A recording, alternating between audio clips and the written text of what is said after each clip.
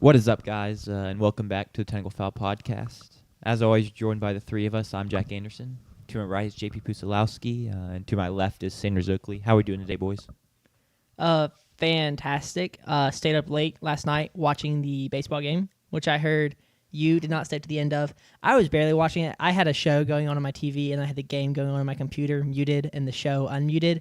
So I was awake till the end. I was more using the game as an excuse to stay up watching the show than I was the other way around, because I was locked in, but it was like 2 or 3 in the morning, and I was like, every extra inning, I was like, oh, bet I get another episode. That's big. But no, that was a crazy game. Was it you? Y'all kept confusing me because JP, you sent the text in the group chat. You were like, say goodbye to the 2027 season or whatever. Jackson said something. Like, y'all kept making me think that I was like behind y'all and the game was over. So it was very trippy because y'all kept saying things that were like, oh, the Dodgers just won. Say goodbye to 2027. Like this, that. And I was like, what? I was so lost. And I'd be like watching the game, like waiting for the walk-off, and it would never come. And then I would go back to my show. But yeah, it was a good, fun night watching that, and then not watching a lot of the Kansas City-Washington game. You missed a whole lot, honestly. I feel like you're I mean, it was a 7-7 game at halftime with a lot of action. Yeah. I really turned it off, I think, when the Chiefs went up, 28-7? I turned it off when we false started down 28-7. Yeah. Turned it off. And I don't know if the Spurs game was over at that point, but just if it wasn't, I turned it off and fully focused on my 4-0 San Antonio Spurs. Yeah. So, JP, how was your Monday? Since we saw each other Sunday and today is Tuesday, how was your Monday and half of your Tuesday? It was good. I watched all 18 innings of the World Series. I can now say I've watched both of all of the longest World Series games of all time. I watched all 18 innings 7 years ago when Max Muncy walked it off. It just never felt like, well, for one, it never felt like the Blue Jays were going to win that game because they physically couldn't. But it also just felt like, given what had happened last time, and just given the nature of the moment, it just never felt like the Dodgers weren't walking that game off in some capacity. Like the George Springer injury hurt the Blue Jays so much, because then it just became that they literally had one bat. It was like, can Vlad go hit a homer, basically? And he didn't. I don't think he had a hit. He got on base once. He did get a hit, technically, where Miguel Rojas made a diving play over the second base bag and then tried to throw it while he was laying on his backside but couldn't get there. That was the only time Vlad got on base in extras, and they played an entire game of extras. Yeah. So Blue Jays were kind of screwed, but it was cinema, personally. Regardless, I love postseason baseball because of, not just because of 18-inning games, but of moments like that where you have to, like when it goes to extras, you start deciding, do we start warming up our starter for tomorrow? Yeah. And so we get to like the 15th inning, and Shane Bieber, who's going to start, well, I guess not even tomorrow, it would have been today because it was past midnight. Not there. Not there yet. It was really close. There were 10 minutes. The game finished just before 10 midnight minutes before on the midnight West Coast. on the West Coast. But Bieber walks out to the bullpen in the 15th inning, and he's just sitting there. And then we pan to him in the 16th inning, and he's kind of like, he's got his glove, and he's kind of doing this with his arm. And then in the 17th inning, he's warming up his legs a little bit more. And it's really, once you start warming up the arm, then you're kind of toast, because you just deal with the soreness of that, and he wouldn't be able to pitch tonight. And then the Dodgers, like their two relievers that come in, Hernandez and Klein, who statistically were awful the entire season. Like 5+ ERA, could not control the ball, walked a ton of guys, gave up hits in key moments, and they both pitched scoreless like 6 innings. Diabolical. And then I really wished we had gotten to see it, but Yamamoto, all of a sudden in the 17th inning, goes up to Dave Roberts and says, "I'll pitch if you want me to." And if you don't know, Yamamoto 2 nights ago in Toronto pitched a 9-inning complete game, giving up 1 run. That's crazy. 2 days later, he wants to pitch in the 19th inning. He would have gotten to pitch in. I just love that he's like, He I'll was pitch. fully warmed up, Yeah. too. It's crazy. He's like, I'll pitch if you want me to. And Dave Roberts is like, yeah, okay, I do actually want you to. Dave Roberts had said in the 17th inning that he was going to try to pitch Klein through the 17th, and if it had gotten past that, we would have gone to a position player because they had I did 3 see that, position yeah. players left on their bench. They would have pitched a position player before they pitched Shohei, who is pitching tonight. So they wouldn't have to use Shohei and then have Shohei That's tonight. crazy. They were going to send a position player out there, and he didn't know who yet. Klein goes 1, 2, 3 through the 17th and then is able to survive the 18th as well. And so they never have to deal with that problem. But it was truly cinema. The crowd getting progressively angrier every time Ohtani is walked. But they had no choice. You had to do yeah. it. And then the 2 times that like Ohtani is in different situations, early in extras when he tries to steal and he gets off the bag and Alejandro Kirk throws him out. That was terrific. And then when they actually have to pitch to him because they walk call, he doesn't do anything. He doesn't get on base. Mookie Betts chokes like every single time he's up there to bat because Ohtani keeps getting walked. And so Mookie has the opportunity and just couldn't get anything going. I enjoyed it. It was crazy also how the Dodgers like lived in like the corners and like the warning track for like those extra innings. They had 3 that were just short of home runs Yes. and then a couple that were home runs but like foul by 30 feet. Not a lot in baseball. Yeah, the crowd's emotions were certainly getting played with. And Which then is perfect. And like- and the cameraman, kept doing the I followed down into the play. way And it they was were off the close. bat, Yeah. statistically, Yeah. the 2 of them, there's the one off of Teoscar's bat, and then there was one off of another guy's bat that had like a 75% chance of a home run rate Really? this season. Sure. Bats that have been hit at that speed with that launch angle would have been a home run like 75% of the time, but the cold air. I was going to say, it was getting chilly. The only thing that, and then, yeah, like Joe and Smoltz had been talking about the entire broadcast. We had everything in the baseball game. Finally got the double play. The only thing they were missing was a robbed home run, and Varsho was about 5 feet short, but That would have been crazy. it would have been insane. That would have been insane. Yep. It was But a good game. It was a really good game. I enjoyed watching that, and I watched all the Chiefs Commanders game. Unfortunately, when you turned it off, it only got worse. I was Yeah. also I think I made the right decision personally. yeah. I was deep in a fantasy matchup. Sure. For Did you my win? work league that I did not win. Dang. Brutal. I lost by 0.6 points. No, Ouch. was it you fell short or he had a big player? I fell short. Who did you have that So fell I had short? Mahomes, Rasheed Rice, and Bill Krosky-Merritt. 2.5 points, man. He had Travis Kelce.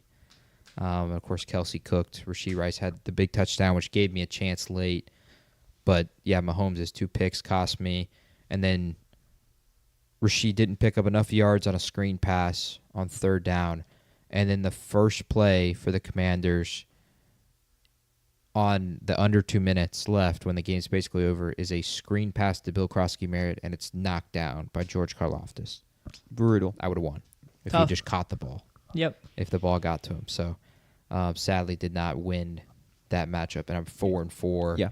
in my work league with the second most points scored. We'll So, see if if ESPN did what PFF did and attributed that turnover to Kelsey instead of Mahomes, you would have won. that's fair. There were 2. 2 of those, I would yes. argue There Deebo was one Samuels off Kelsey was worse. and then the one off Debo. Yeah, the Deebo one off Samuel Debo was one worse. was despicable. I think I I think it's texted just bad get for Kelsey Deebo because that's Samuel the off my second time team. it's happened this season, Yeah, that's which fair. makes it pretty rough. But we'll get Yes. into that with our We weekly takeaways. Do we want to go and get into that? Yeah, we can.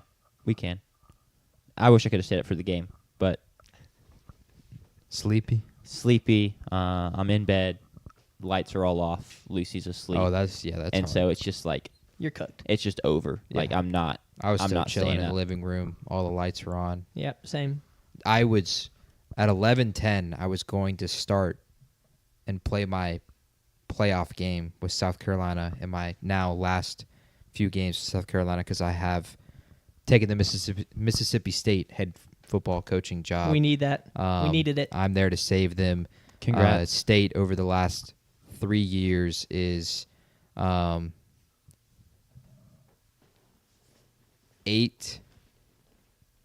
8-28 over the last 3 years. Wow. So Is that in your thing? In my thing. What are we in real life over the last 3 years? In real life over the last 3 years. 4-10. We got 10 wins in the last 3 years. More wins. More to come. And More to come. 3 more to come. So yeah. Like in our save, the SEC, we rebuilt the Pac-12 for one thing. as you should. But the SEC is now the 5th best conference. So I was like, how has that trended on your save? Is No, SEC it is. still It's very very good? much still. It's ACC dominant and SEC dominant. Gotcha. I of course with South Carolina has been dominant, but in the ACC, Clemson and Miami are just so dominant. Sure. Dabo just continues to bring in insane teams. So the Palmetto Bowl has been just unbelievable. Yeah. Cinema the last 3 years. But yeah, it's been SEC and ACC dominant so far. So that Makes sense. SEC has not fallen off. If anyone's fallen off, it's really been the Big Ten. They have. They It's kind of just fell off been- in ours too. They I think weren't. they're the 4th and the 5th Yeah. best is the Big Ten and the SEC. We helped out the ACC because we went to Virginia and then won a natty there, and they're Yeah. just a good program now. And then the Big 12 is the best conference somehow. So I feel that way too. I mean, Texas and Oklahoma are back there, that's so that true. makes a That little bit. that's a fair point. We did. Like I don't know how, but somehow every team in the SEC fell off for Ole Miss, and they just crank out Heisman winners.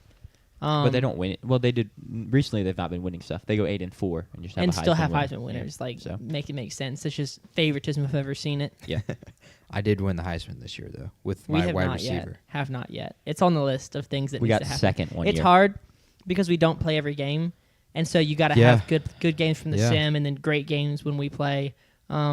And Jack likes throwing pick sixes almost as much as touchdowns. So No, that's a little unfair. I it's not as unfair. I mean, you've played games with him now, True, JP. true. You saw in College It's Station. especially a thing of when we're His specialty was going out there at halftime and being like, "Oh, it's 8 seconds left. I'm just gonna heave one pick six." I struggle to stay locked in for the whole time because it's a video game. So Yeah. we'll get to the 4th quarter, and we're up 3-4 scores, and I just start heaving stuff. Yeah, and Ryan it doesn't Fitzpatrick work. mode, So- James Winston mode. But then sometimes I start heaving stuff, and we it put does up work. 3 more Hey, touchdowns. we've won a championship. I cannot judge too harshly. 2. 2 championships. We've won One 2. at UVA, one at Michigan. We have our own very own Bryce Underwood, so Yeah, we do. Is this year 2 of him? it is. We haven't played since number we one won the player Natty. in the country. No, we haven't. Yeah, we got to get We get that do. We back do. up because we're bringing back a lot of players from that team. I saw Detroit local radio trashing on Bryce Underwood in a clip last night because we need to pump the brakes on him because he didn't even have 100-yard passing against Michigan State because he only threw the ball twice in the second half because he's at Michigan, and if they can run the ball well, Yeah. they're not going to deviate from that. That's crazy. I'm going to choose to believe they were on Detroit sports talk radio, but like went to Michigan State or something, and so we're just salty that they have Aiden Childs Yeah. and not Bryce Underwood. We've digressed a lot. We can get to the weekly takeaways before we get to our specific game breakdowns, and then the Pucylowski period, which is shrinking by the week. Yep, we are back to a pyramid. No more Christmas tree this week. Huge. Yeah, I was really tough. I almost had just one team, and so it really looked like a Christmas tree. But I couldn't do it. It was hard. Sure. That's Cool. fair. Well, we'll get into that. Biggest takeaways from you guys? I mean, honestly, some of my biggest takeaways are in the specific game previews. Okay. So I have trouble knowing where to go. I will kick it off to you. Same question as always. Favorite Yeah. thing from the weekend? Oh, favorite? Oh, I've got a least favorite thing. But Or you can give me your least favorite thing. least if you favorite wanna do thing that. was the refs absolutely botching yet another tush push. And the camp's got to be going down also. Is one of Oh my yeah, least that favorite was things from the awful. That weekend. was so sad. I feel like, I don't know. I was like literally like, I was like, dang, this is awful. And I feel like Yapu was just like, that sucks. Next. Well, I didn't see Not it. I didn't actually. see it live. I didn't see it just live knew he either. went down and I was do need sad. to see what I said. I I'll let you don't say actually that. remember. I just feel like I was sitting there like a little like almost heartbroken because like Yeah. this is so fun. It's And very fun. He's a dog. He's been a fantasy weapon for me. So to lose him in that capacity also hurts. You did say you're keeping him on the team for morale purposes. Yes, As you should. he's going in my IR slot. He's been too big of a factor. So I now turn my attention to having to rely on another rookie running back. Two actually. Yeah. Of my fantasy league, so y'all know, like, when we have, like, injuries or someone just, like, walks off He's the field dead. kind of hurt, we just say, like, I don't know, I'm trying to think of someone who died this year. Kittle dead, and we just, in all caps. Yeah. This was the quietest one, was Cam Scatterbo's injury. Yeah. Because no one wanted to do it. Yeah, who doesn't love Cam Scatterbo? Yeah. And it also kind of a horrific injury as well. It was bad. Getting his ankle rolled up there. It was due to happen, which is why I said in the chat, fun while it lasted. Obviously we never expected it to happen like this, where it's a catastrophic He was gonna get hurt. ankle injury, but the way they had been playing, it was kind of due to happen. Yeah, kind of in a CMAC way, because like his usage was just so high because Yes. he was the best part of that offense after the loss of Malik Neighbors. And Like as a running back, when you get hit every time you touch the Yeah. ball, Sure. or when you're not touching the ball and you're in pass pro. So, it did kind of suck to see because they were kind of cooking. That first touchdown to Scatterbo was electric. yeah, it was great. That is maybe what they have to look forward to in the future if Scatterbo returns healthy next year, which I expect he would. Yeah, I mean, he's out for the season, but it sounds like it's just a dislocation, and Yeah. it's pretty clean yeah. of a dislocation. It's not like he, destroyed his ankle. He could potentially come back just fine. Are there any concerns that if he's away from football and his brain and skull heal, Nah. maybe he does if he doesn't take hits for a couple months? Is like we heard that as a kid he was putting I know on his pads. I'm just trolling. I've seen the videos of him running into walls and stuff. banging the telephone poles or whatever, which is crazy. Speaking of that game, Saquon got going in. He had a long touchdown rush, finished with 150 rushing yards, added on receiving yards.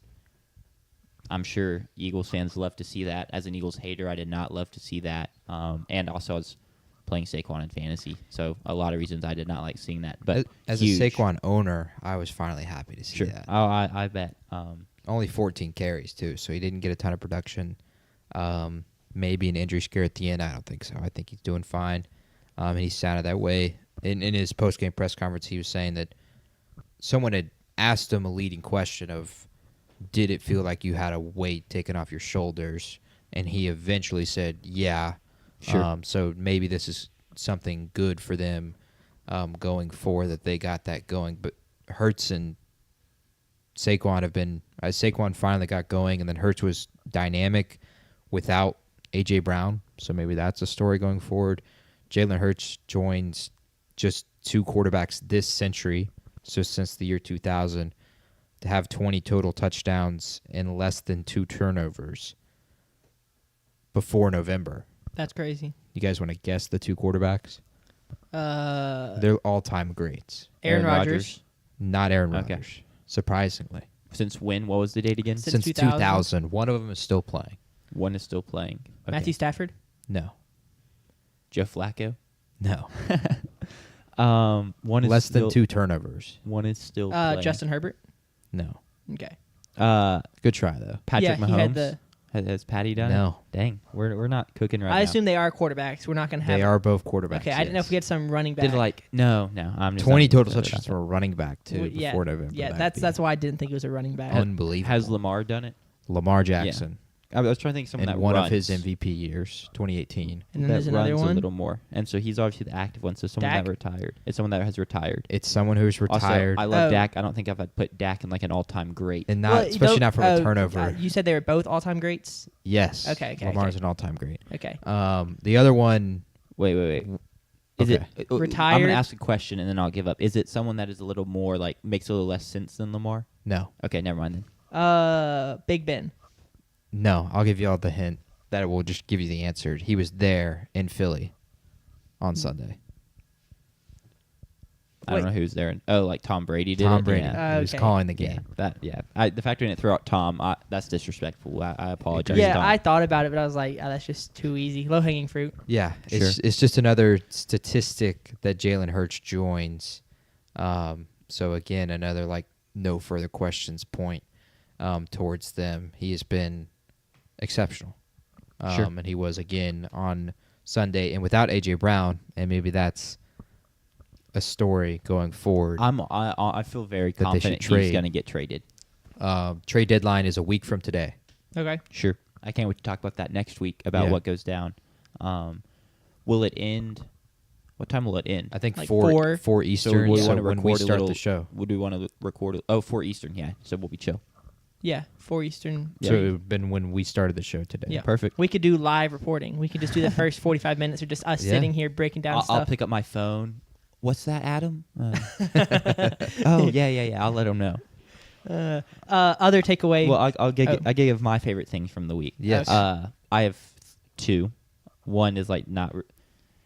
Mike McDaniel's running out of the stadium and doing his little dolphin fin. It's just pretty funny considering where we've been these past couple weeks. And then he just I like did went- not see he that. went to I the game. didn't You gotta either. go look Hold it up. up. I'm I looking have up to look right that now one up. while you talk. I need to send that in my chat too, since I have a bunch of Falcons fans. Yeah, I'm pretty. Now I'm like, I hope it was an old clip I saw, but I don't think so.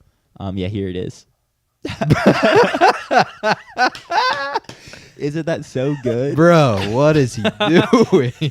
It's so like, it's too good. Like he's still a dead man walking, but he gets one win, and there's kind of some of that swagger That is back. diabolical. And it's the Falcons too. Like, And I so just what? You beat the love, like, Falcons.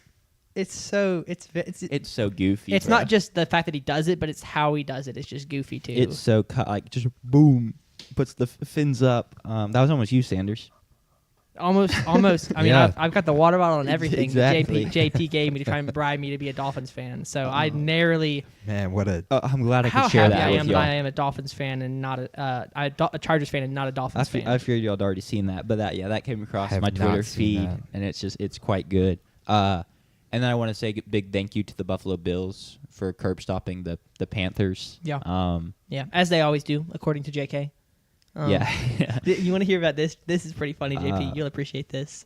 So, like, we're in a group chat. It's like me, Jack, Win, and then Lucy and Which Jake. Win is Sanders' brother. JK is Sanders' brother's Girlfriend. Yes.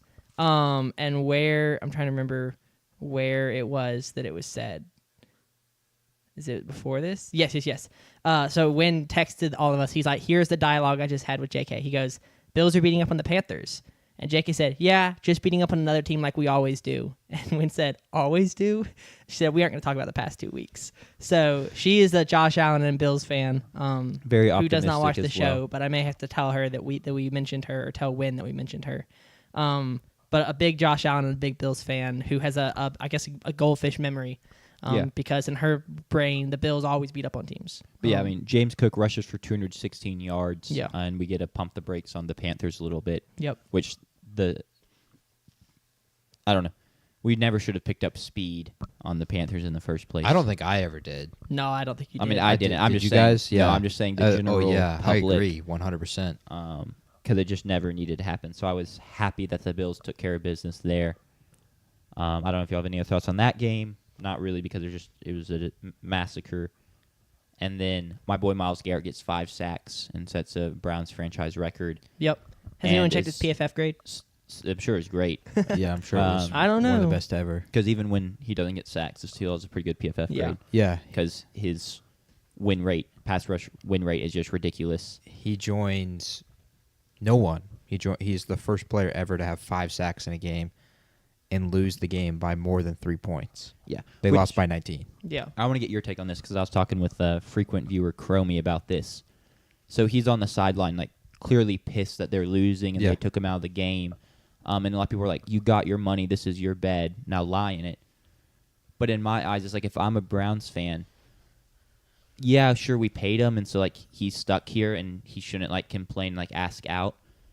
But you don't want him to take his money and then stop caring. Like, that's the number Yeah. one fear. And so I think it's very refreshing to see a guy that, gets paid. He deserves all the money, but is still out there giving everything he has for the team and is pissed that they're losing. Like, Yeah. I don't want him to just not care anymore. Yeah, and he's not the one that signed the Deshaun Watson contract, which is really what has Sure. done them in. He has no part in that. So for me, that's my viewpoint more so, is that he is pissed that the team isn't good because Well, the team has been making the mistakes, not him. Yeah. Who cares? I don't care that he went and got his money. He deserves the damn money, clearly. But the team is the one that just let go of Baker when Baker took the damn Browns to the playoffs and won a playoff game. Like, bro, what are we doing here? And was in a playoff game with Kansas City and Mahomes, and they lose that one late. To Chad Henne picking up the 4th down. Funny enough. I hate that game so much. But they were the ones that got rid of Baker. They are the ones that signed Deshaun Watson to that big contract while also trading draft picks as a part of it.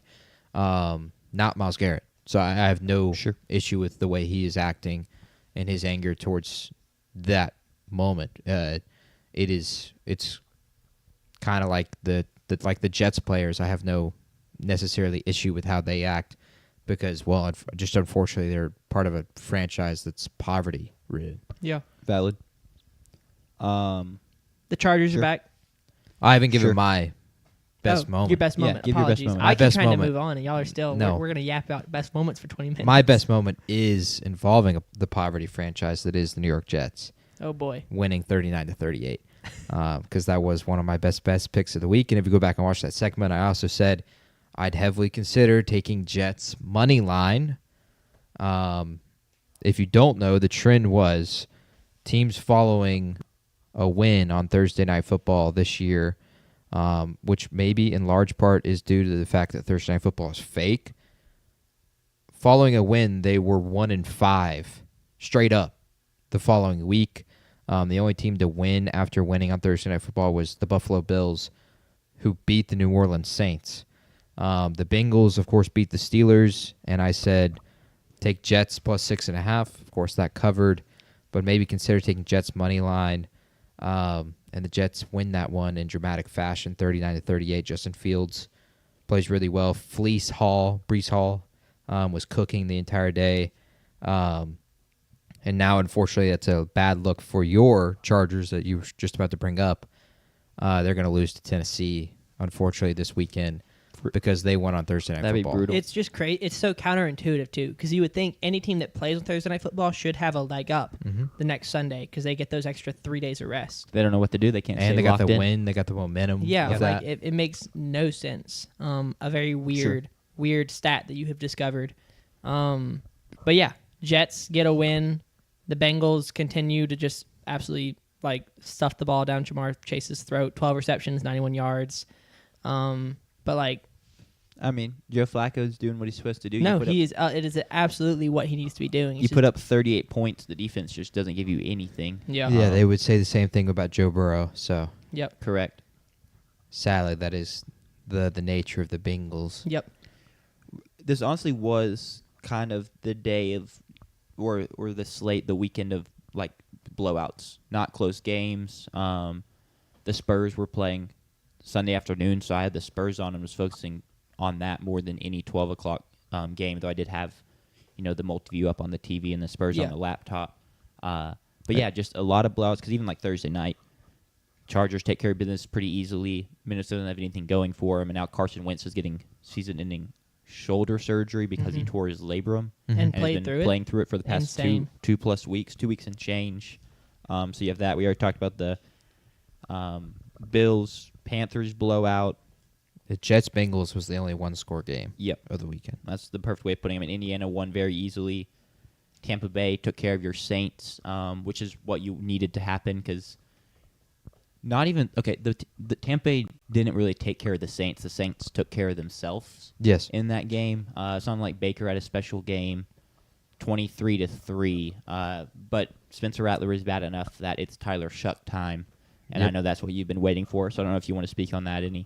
Well, apparently, for whatever reason, the fan base is angry that Wow. we're going to bench Spencer Rattler for 2 games now. Now 2 games, he's had 6 turnovers, and it has really cost us offensive momentum. Spencer Rattler is 1-13 straight up as a quarterback for the New Orleans Saints. I don't care how bad a team is. You don't stumble your way into 1-13.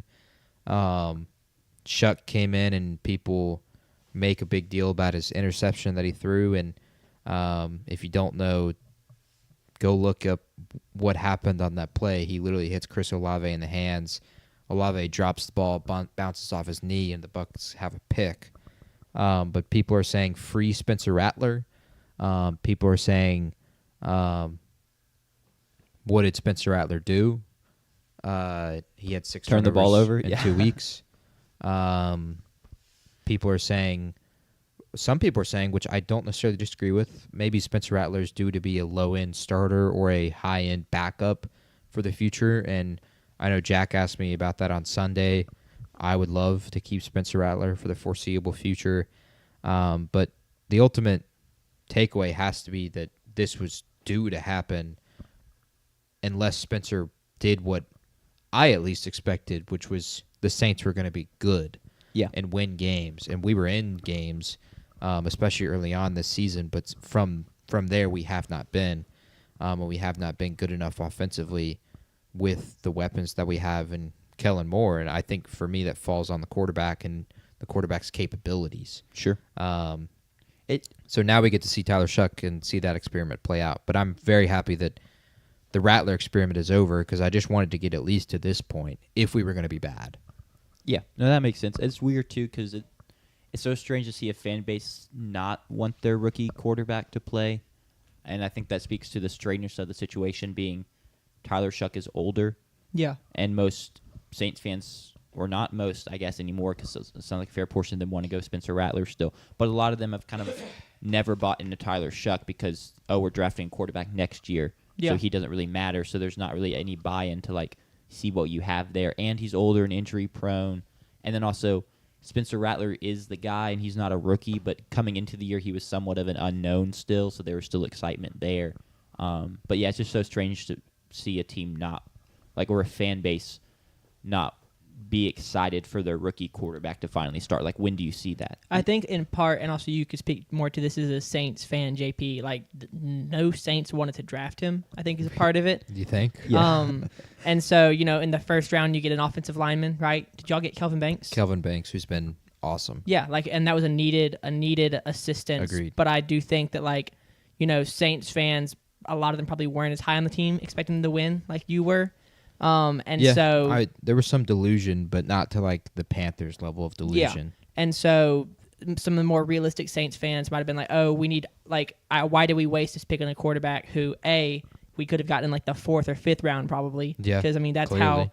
that's how far other quarterbacks slid, like Shedeur Sanders. Why? So I think just the general frustration from the Saints fan about how they feel like the GM and might have botched that draft. Sure. And not wanting Shuck when you could have had other guys. And I don't know your positions in need, but you think about some of the second round guys that have panned out really well already. And the fact that there are going to be more that pan out as their careers develop and feeling like that might have been a wasted pick. I think that's part of the reason fans are just kind of already done with Tyler Shuck. Which in a way makes sense. But I'm very much in the firm stance of fan bases aren't rational. No, for sure. And so you don't like the pick. And that's happened before with quarterbacks. But then you drink all the offseason Kool-Aid and all the clips come out of why he was the Saints guy, and all the Saints podcasts are talking about why he's the guy and why they went with him over a Shedeur or Dylan Gabriel or Will Howard or my guy Kyle McCord, stuff like that. And then you're even though you didn't like the pick in the first place, it's okay, now let's see what we got with the kid. Or in his case, the grown adult. And that just hasn't happened. For me, I think there's parts to what Sanders said that is true. I think it was preseason performance. They had nearly identical numbers, scarily identical numbers. I don't have it in front of me, but if you just look them up in the preseason, their numbers are almost the exact same. And then when he gets brought into the game this Sunday, you go and look at their numbers, and they are very similar once again. Both 0 touchdowns, a pick, 136 passing yards versus 128 passing yards. Nearly the same. Yeah. 15 completions versus 17 completions. Nearly the same. Passer rating is very similar. And so people are thinking, oh, well, nothing has changed. He's just the same quarterback. We like Rattler more anyway because he's made some good throws this year, to his credit, and had some good moments this year, to his credit. But his only win is a game in which the Giants turned the ball over 5 times. So I don't know how much you credit to the quarterback there. I don't credit a lot. Sure. But my counter to that is Tyler Shuck was subbed in to this game. He had not practiced with the ones. He had not taken a single rep with the ones since preseason, since before the season started, and he comes in and puts up the same numbers that Rattler did. His pick was not on him. Rattler's was. Rattler fumbled the football, not Tyler. And so I want to see Tyler get a full week of practice, a full week of preparation, and then see him go through the cycles multiple weeks. Rattler has started games last year, too. He's 1-13. Tyler Shuck's 0-0. So I think the book is still out there on Tyler. Also, I would just eye test wise, 6-foot Spencer Rattler versus the 6'5" Tyler Shuck. There is a clear difference there. Tyler's a better runner, and that's one thing where Rattler kind of struggles, where he has been able to make really good plays, but he has kind of struggled with the thing that Caleb Williams struggled with. We remember them as dynamic play. When the play breaks down, they make crazy plays in college, Rattler and Caleb. But once they got to the NFL, the athletes are just up through the roof, and we have not seen that as much. Rattler does not have that capability, and Shuck is just a better runner in general. Sure. So I think, I wanted to start Tyler Shuck at the beginning of the season already because I just thought he was better and he looked better. And so now we'll get to see that. Unfortunately, he'll have to travel across the country, play the Rams off of a bye. So I don't know how. Yeah, not a defense you want to have your rookie quarterback starting against. Not how. It worked for Jackson Dart against the Chargers. True. I was gonna say sometimes it's the first start. No one knows what to expect. Yeah. It's not like the expectations are high for this guy, so just go out there and sling it around. Yeah. Makes sense to me. Yep. Like I said, Chargers get the win. The Vikings leave Carson Wentz out there and I really expected the backup whose name I forget. Max Brosmer, I believe. Max Brosmer to come in. He doesn't.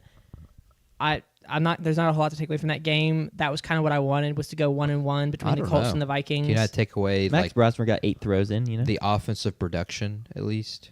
Yeah. From your receivers. I don't. Gadsden. I would. Gadsden's been a revelation. Yeah, it's been good. It's been great. But that's not something new. He's been really good through the weeks previous to this, and so that's not something new. It was the first time it was on a national stage. I think was where I was getting at there. Wins rookie of the week, offensive rookie of the week, I think. So that's big. But it's more of just it was a confusing game because the Vikings defense I think is normally good just because Brian Flores is really good at scheming up confusing defenses, and so it's really odd to be I don't think that we are one of the best offenses in the NFL right now, and I think that the Vikings defense scheme wise is one of the best defenses in the NFL. And so I'm not going to be because we were able to score 37 against the Vikings defense, we just have an elite offense. I think it's more of just maybe a one-off thing or I don't know. Vibes matter in the NFL too, and the vibes are really bad for the Vikings. And it was Thursday night. And it's Thursday night.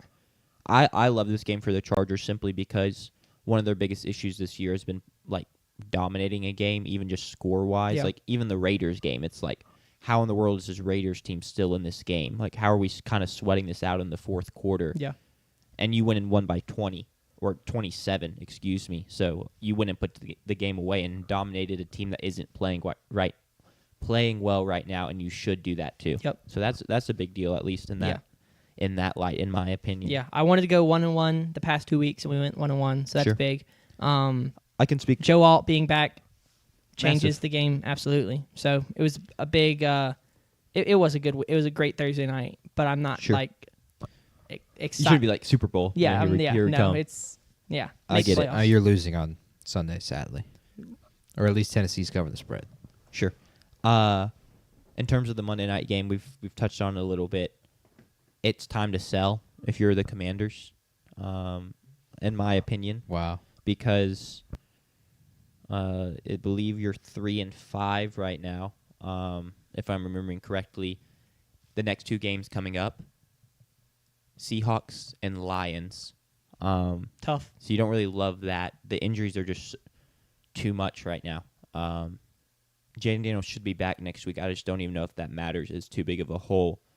So I think you can try and hopefully sell off a couple veteran pieces and get a couple extra picks and try again next year. Sure. When you're a little bit healthier. Yeah, is where I'm at. That is definitely needed because you'll have the oldest defense, or it's the oldest roster. Oldest roster. Oldest roster in the league. And So it's some close to youth. It's close to historic too, not just this year. In terms of Some age. youth talent would help.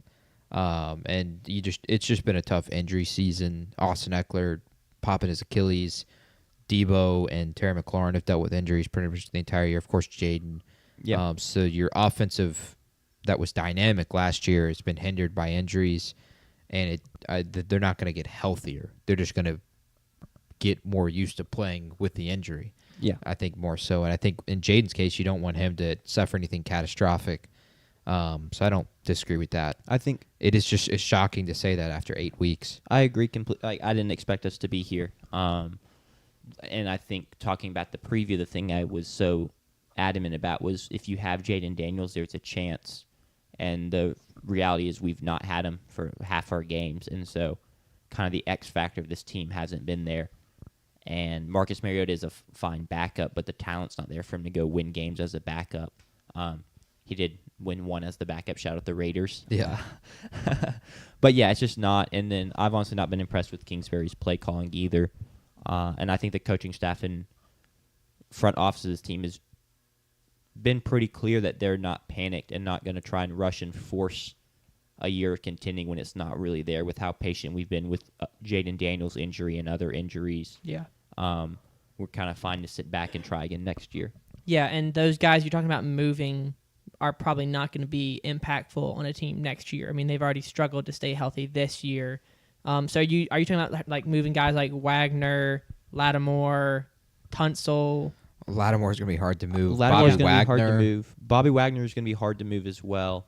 But, I mean, I would just take what I could get at this point for some of those guys. I wouldn't get rid of Laremy Tunsil personally. You could even get rid of Debo, too. Isn't he on a 1-year contract? He is on a 1-year contract. You could get rid of Debo. I just think you kind of open the doors. There's really not much that's untouchable on this team. It's Jaden Daniels. It's Jaden Daniels. What about Bill? Bill's. I mean, no one's going to trade for Bill. Okay. So and Yes, that's. they should. But, and I love him, and I still think he'd be a good running back. But it's not like it's been a inspiring couple weeks for him. I don't know that there's any running back that's untouchable other than like Saquon, Jonathan Taylor, Jahmyr Gibbs. Jameer Gibbs, B. John Robinson. John. Yeah. So there are some. That was Christian McCaffrey. But yeah, I mean, yeah, probably. I think we let it be known we're sellers and let people come to us and give us offers. First, and we'll go from there. You have, let's say, the 10th pick in the draft right now. Who do you want? You have the tackles in Caden Proctor, Francis Maioga. I just butchered his last name, but the tackle from Miami, and Spencer Fano from Utah. Or do you want a defender or an offensive weapon? Of course, you're not going to take a quarterback, but you have the receivers that are there. But defenders, you have like Mansour Delane. That's who I've had y'all taken in my last 2 Cassius months. Howell. If we go Cash Howell at 10, I think that's a little high, Yeah. as much as I would love it. I think we go defender. I don't love the tackle class enough to take one at 10 with other needs on the board. And also, it's not like this massive hole of ours. If you trade Tunsil, it would become one. Correct. And he's one of the pieces I think you could move. We could move, but like I think people would want him. because he's playing well. Right. So right. I don't. Would you take a receiver? If Jordan Tyson, which you wouldn't. At 10, no. If Really? if we manage to win a couple games, I think I would. Or even you could go get like a Carnell Tate in the second round potentially, depending on He where may he go goes. first round. He might go first round. It'll be fringe. Or I you think might, he will go first round. I do as he's a well, dog. but you can still. I don't have it. He's pulled got up. 17. He's got that Ohio State buff too. PFF has him as 17 right You now. could go get Elijah a Surratt. potential. Yeah, you could get Surratt potential. KC Concepcion. The guy from Washington, whose name I'm forgetting, Denzel Boston. Denzel Boston. Yeah. I think he's a fringe first rounder right now. Deion Burks. Yeah, so there are guys. Yeah, I would go like a Mansour Delane type or an edge first round. Yeah. The defense has been so bad this year; it's tough to watch. I think getting a cornerback makes so much sense, especially considering what division you're in. Because you think about like the offensive firepower in your division. You've got the Eagles, who have A.J. Brown for now, and Devontae Smith, and then you've got the Cowboys with CeeDee Lamb, George Pickens, and then you have the Giants who have Malik Neighbors, and then Wan'Dale Robinson's been playing well, but they have Malik Neighbors. So even if Trey Amos turns out to be worth a second-round pick and is a good cornerback, which I believe in, then you would still need another good cornerback to pair with him. I think my counter to that is I've seen so many games this year where, yes, the cornerbacks aren't good, but Dak's just bouncing on the balls of his feet in the pocket. Mahomes is just moving left and right in the pocket, and then 4 seconds later, of course Travis Kelce's now open because there's negative pass rush. Yeah. I don't care how good my corners are. You're not covering CeeDee Lamb and George Pickens for 4 or 5 seconds. You got to find a way to get some pass rush, which in the Commanders' defense, Edge 1 and Edge 2 are both out for the season at this point. So it's kind of hard to know if the early season pass rush returns were real or what they were because they were gone so fast due to injury. But I'd be fine with either a Mansour Delane. There's another quarter on my mind, and I'm blanking on the name. Even a Keldrick Falk out of Auburn I wouldn't hate. I think they'll just go best available defensively. Yeah. We'll see, though. Any other weekly takeaways before we get on to a couple? The Eagles. Do we want to talk about the botched tush push? We can. I'm actually happy it happened because it's now kind of a consensus it needs to change. Yeah. Because that was more than just them missing a false start. I've seen numerous people that kind of have legitimate weight behind their voice in the NFL community, and a Dan Orlovsky or someone like that being okay, that was the last straw? Yes, that was the last straw. So now I'm very confident it's not going to be around next season because that should have been a fumble and they didn't call it as such. So sucks it happened, but just get the play banned, please. Yeah, it's going to be banned. I agree. We've had now the problem that's occurring is now we're having multiple different ways of it being a problem. We're having it being bad television on Thursday Night Football against the Giants where they ran it, 4 straight times. Yeah, something like that. We have the false starts that they are clearly not calling that have been highlighted in multiple games this season and that other NFL teams are being called for, but the Eagles aren't. And then now we've had a third different weird occurrence to it where it's the forward progress thing, which is just that was a fumble. There's no other way to put that. If we're going to allow a play to continue for 7 to 8 seconds where everyone's just pushing while everyone's standing up, I hate that stuff. I really hate forward progress in general anyway. For the most part, it just kind of sucks. It makes sense, but it's always going to be hard to officiate because it's so hard to officiate. Subjective. It makes when you are dropping back to pass inside your own 5, getting a safety is just impossible to do because you really have to make the mistake yourself for it to happen. I don't like it, and I really hate it when you get on the other side and inside the 5, people can just push pile them into the end zone. And the play just continues and continues and continues. And they don't call it nearly enough where you have guys that are pulling the player in, which is illegal. You can't pull, you can push. So it's going to get banned. No other way to put it. So they're going to just continue to use it while they can. But that was a BS ruling this weekend with a tush push.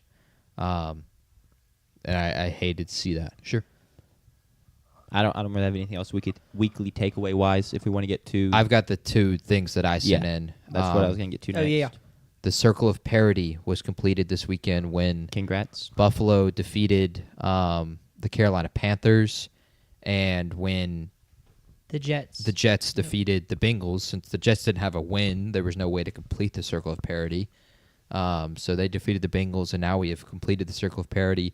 Fox tried to post this exact same thing, literally stealing it from Mr. Case B on Twitter, which his name is right there in the center. We're going to give him credit. Fox gave this guy no credit. So BS to you, Fox. But the Circle of Parity has been completed.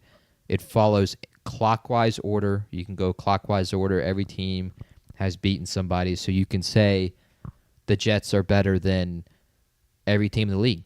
Yeah. Yeah. I'm a fan of where our team's positioning is on this graphic. Oh, yes. Yeah, okay. That was unnecessary. That was an unnecessary shot. I would love to know what's the earliest the circle of parity has ever been closed. I was just thinking that. Okay, so I can tell you. Hype. This is the tied for the quickest Really? the circle of parity has ever been completed. We've seen it this week after week 8 in 2023 and in 1999. Crazy.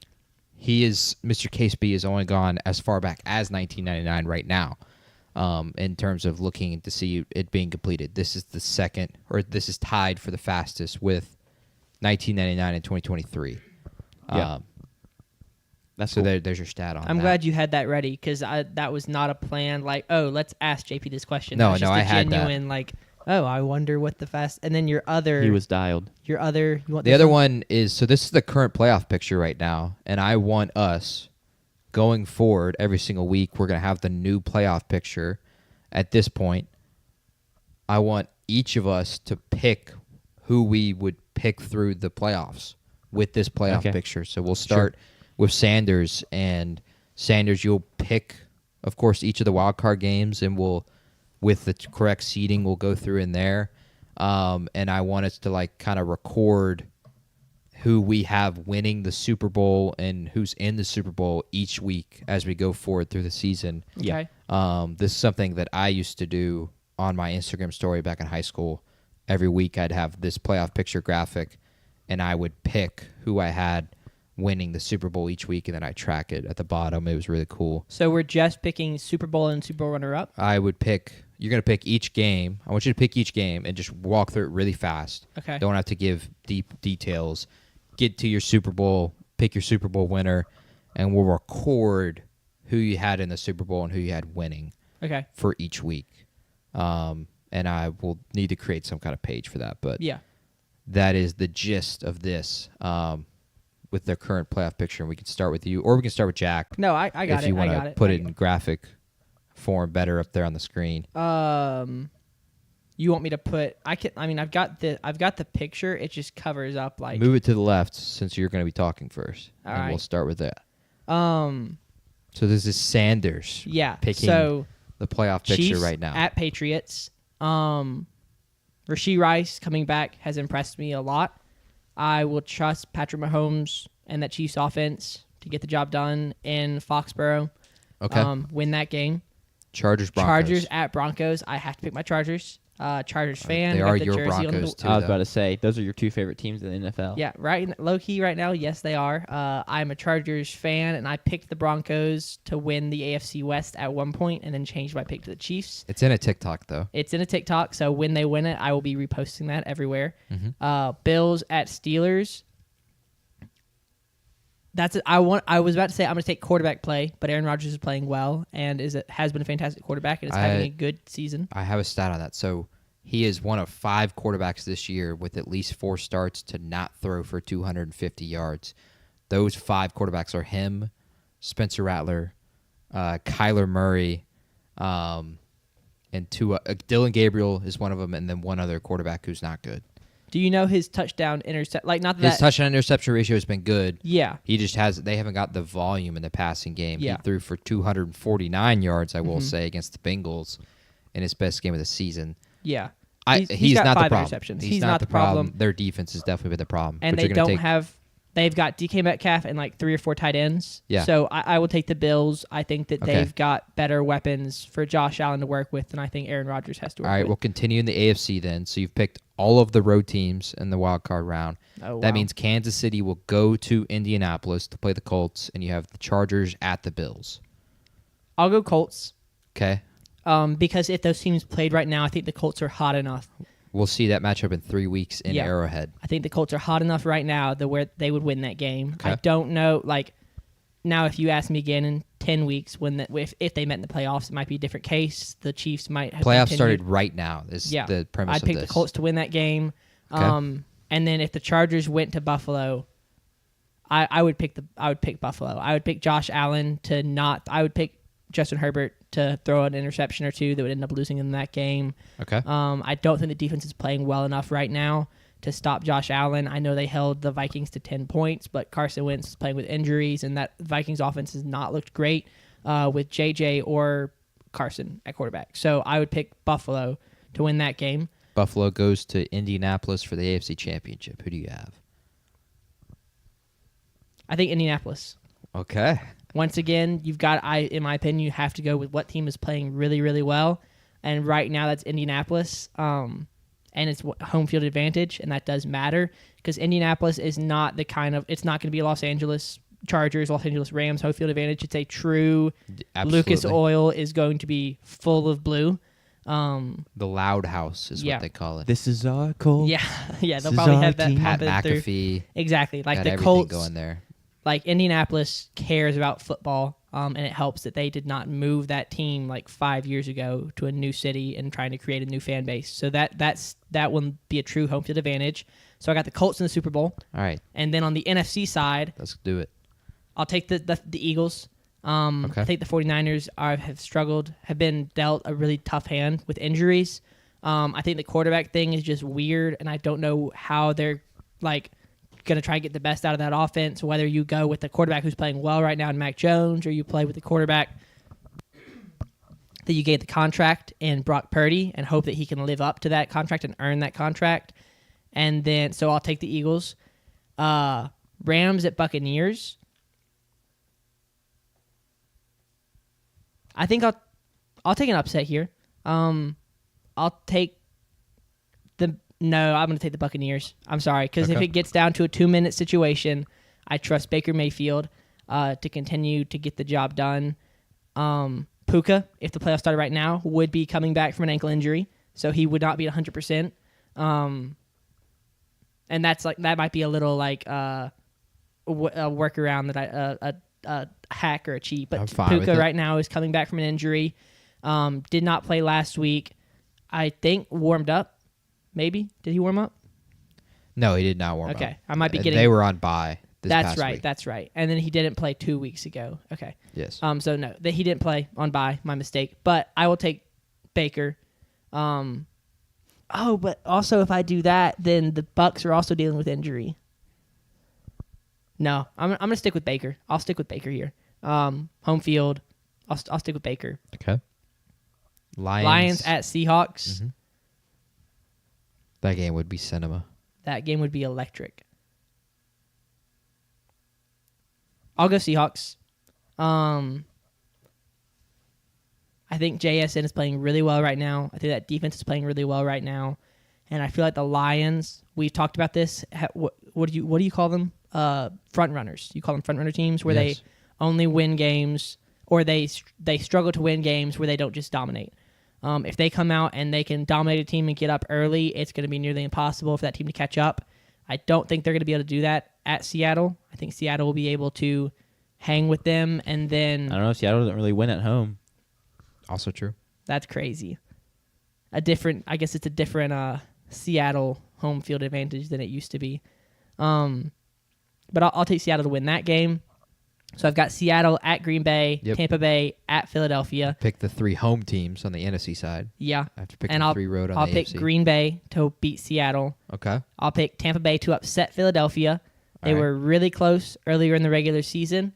And, I mean, it came down to Baker Mayfield was in that 2-minute situation and then throws an interception on the plus side of the field. One of the few mistakes he's made this season with the game on the line. And I think that the Bucs could get in that situation again and get it done again. A.J. Brown has not been great this year, so I would continue to expect him to not play great. Okay. So I will pick the Bucs in that game. That would be Bucs cinema. at Green Bay. I'll pick the Buccaneers. Rematch of the 2020 NFC Championship. Yeah, wow. That's crazy. Aaron Rodgers versus Tom Brady. That was wild. But I will be sorry, I'm getting texts that just I saw the one text in it. Bucs at Green Bay. I will go with Tampa Bay. Bucs at Green Bay. I'll go with Tampa Bay. Okay. The matchup of the Bay is weird. Also true. That is weird. Tampa Bay at Green Bay. I'll go Tampa Bay. Do you remember now who you had out of the AFC? Yeah, it's the Colts. Okay, so you have Tampa Bay versus Indianapolis. versus Indianapolis in the Super Bowl in San Francisco. Who do you got? Daniel Jones, Baker Mayfield. Resurgent careers. Yeah, what a matchup. Daniel Jones and Baker Mayfield. Who would have thought? Who yeah, would've if you thought? said that in 2021 or 2022, said no one that- would have believed you. Yeah. I'll go the Colts. Because if I'm picking right now, the Colts are the hottest team in football. Wow. That Colts is Whether beat win the or Buccaneers lose, in that the is Super Bowl. awesome. All right, so write that down for somewhere. the shoe. Yeah, let me. Maybe we should create a tab. Yeah, a playoff picture tab. You've got Colts defeating the Buccaneers in the Super Bowl this year in San Francisco. We'll go to Jack now. Yeah. Real quick, breaking news Oh, in the boy. state of Mississippi: truck hauling aggressive monkeys carrying herpes and COVID overturns in Mississippi. That's the text I just saw. What area of Mississippi? Hattiesburg area. Oh, we're chilling. Apparently, all but one have been killed. So So there's just one. there on was the loose. 40 of them. Yeah, but I guess there's still one. Why on the were they loose not that's dead if aggressive. they just went ahead and killed them? What do you mean?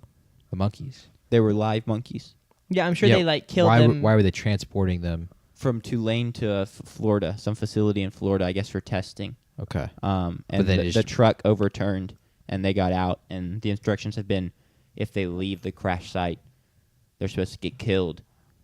But one has left the crash site and not been killed. All others have been killed. Crazy. So I've got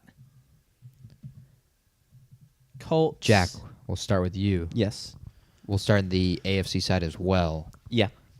Chiefs at Patriots. I got the Chiefs. Love what the Patriots are doing. Love me some Drake May, but it's the newcomers, which is weird to call the Patriots the newcomers, but this version of the Patriots would be the newcomers against the stalwarts. Rematch of the 2019 AFC Championship. And I'm going to take the team that's been there and done it before, and Patrick Mahomes. They're playing good ball right now. I'm going to take the Chargers as well, just like Sanders. He had a good game yesterday against the Cowboys, which we'll get to in a minute. I'm not the biggest fan of what Bo Nix has done this season, and despite Herbert's small sample size in the playoffs that has been bad, I would take the Chargers in that matchup to win on the road. They've also already faced this season, and the Chargers beat them. Mm-hmm. I'm going to take, despite what the seeds say, 5-seed Buffalo at 4-seed Steelers. I'm going to take the Steelers to win at home. Okay. I love Josh Allen. He's the better quarterback in this matchup at this day and age. Aaron Rodgers is an all-time great, and I love him. And I think he can maybe go on a little run here, some last year magic. Maybe he plays next year, who knows. The injuries currently on the defense for the Bills, Ed Oliver just tore his bicep. Yeah. He's a mainstay in the middle of that defensive line, so that defense gets even weaker. Mm-hmm. So I think the Steelers could run the ball a good bit, get that win, which then means Kansas City goes to Indianapolis, Yep. and then the Chargers go to Pittsburgh. I'm going to take Kansas City to win in Indianapolis. Just going to rely on Mahomes. He doesn't lose in the playoffs. Holy glaze. At least- Wow. At least not at this stage of the playoffs. Legitimately doesn't. Chris Collinsworth be like, this is all true. Where's the lie? His worst season is losing in overtime in the AFC Championship game. Exactly. And then I'm going to take the Chargers to win also on the road against the Steelers. Steelers' defensive issues come back to haunt them. And then we can have a Herbert Classic playoff stinker in the AFC Championship. I'm And down. the Chiefs. He did win 2 games, It- though, so he will get a ton of credit. And it'll be the True. Chiefs at the chart. You've got the 2 road 7 games, and too. 6 seed winning. Yes. Yeah. Yes. That's crazy. You got the 7 versus 6. Well, seed. here's how it So the goes. Chargers host them. Less games is played, so there's more variance in seeding right now that'll probably even out a little Yeah. bit as time goes on. Probably. Potentially. So I have the 7 seed making the Super Bowl. I don't know how often that happens, but it's happening here. The one that off the top of my head is the New York Giants did it, and then defeated the undefeated Patriots. Gotcha. So you've Wait, got the who? Chiefs. Wait, what did you say hasn't been done? I didn't 7 say it seed. hasn't been done. I just It said how hasn't often. happened. We've only had the 7 seed for a couple of years. The 6 seed has done it. Oh yeah, you're right.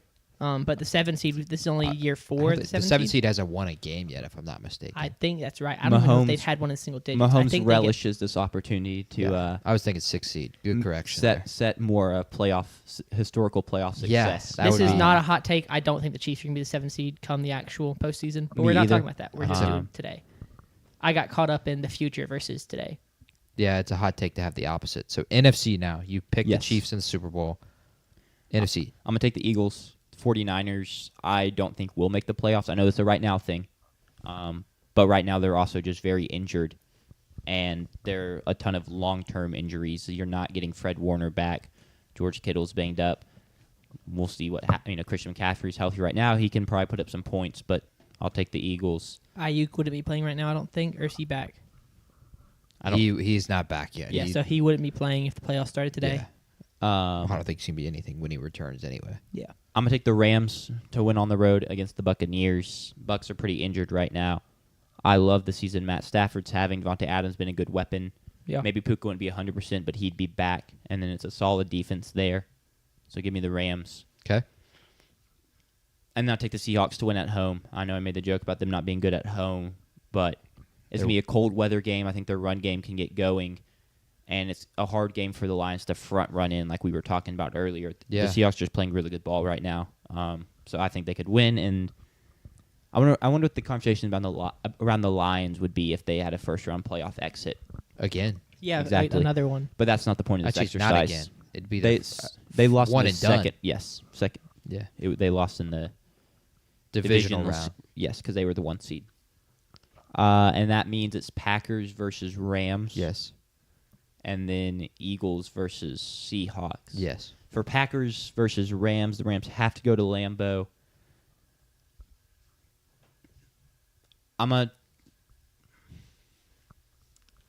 Set. No, I'm gonna trust the Packers defense. I agree. The weather factors in a ton at Lambeau. Could it happen? Could Matthew Stafford defy cold weather and go sling the rock? Possibly, but I highly doubt it. I take the Packers to win, and then that means Eagles versus Seahawks. Seahawks have to go to Philly, and I think they'll get the win. Wow. Pull off an upset, knock off the reigning champions, and that sets up for the Seahawks to then go to Lambeau and play the Packers, where I will have the Packers winning. So this gives me Chiefs-Packers in the Super Bowl. And I'll take the Rematch of Super Bowl I, if I'm not mistaken. Wow. We got a historian over here. I'm gonna take the Chiefs to win this game. Wow. I'm still not Holy glaze. Now here's a guy. deserved, warranted, call it glaze, whatever you want. They're the Super Bowl favorites. I don't even know Yeah. if it's glaze. I don't know.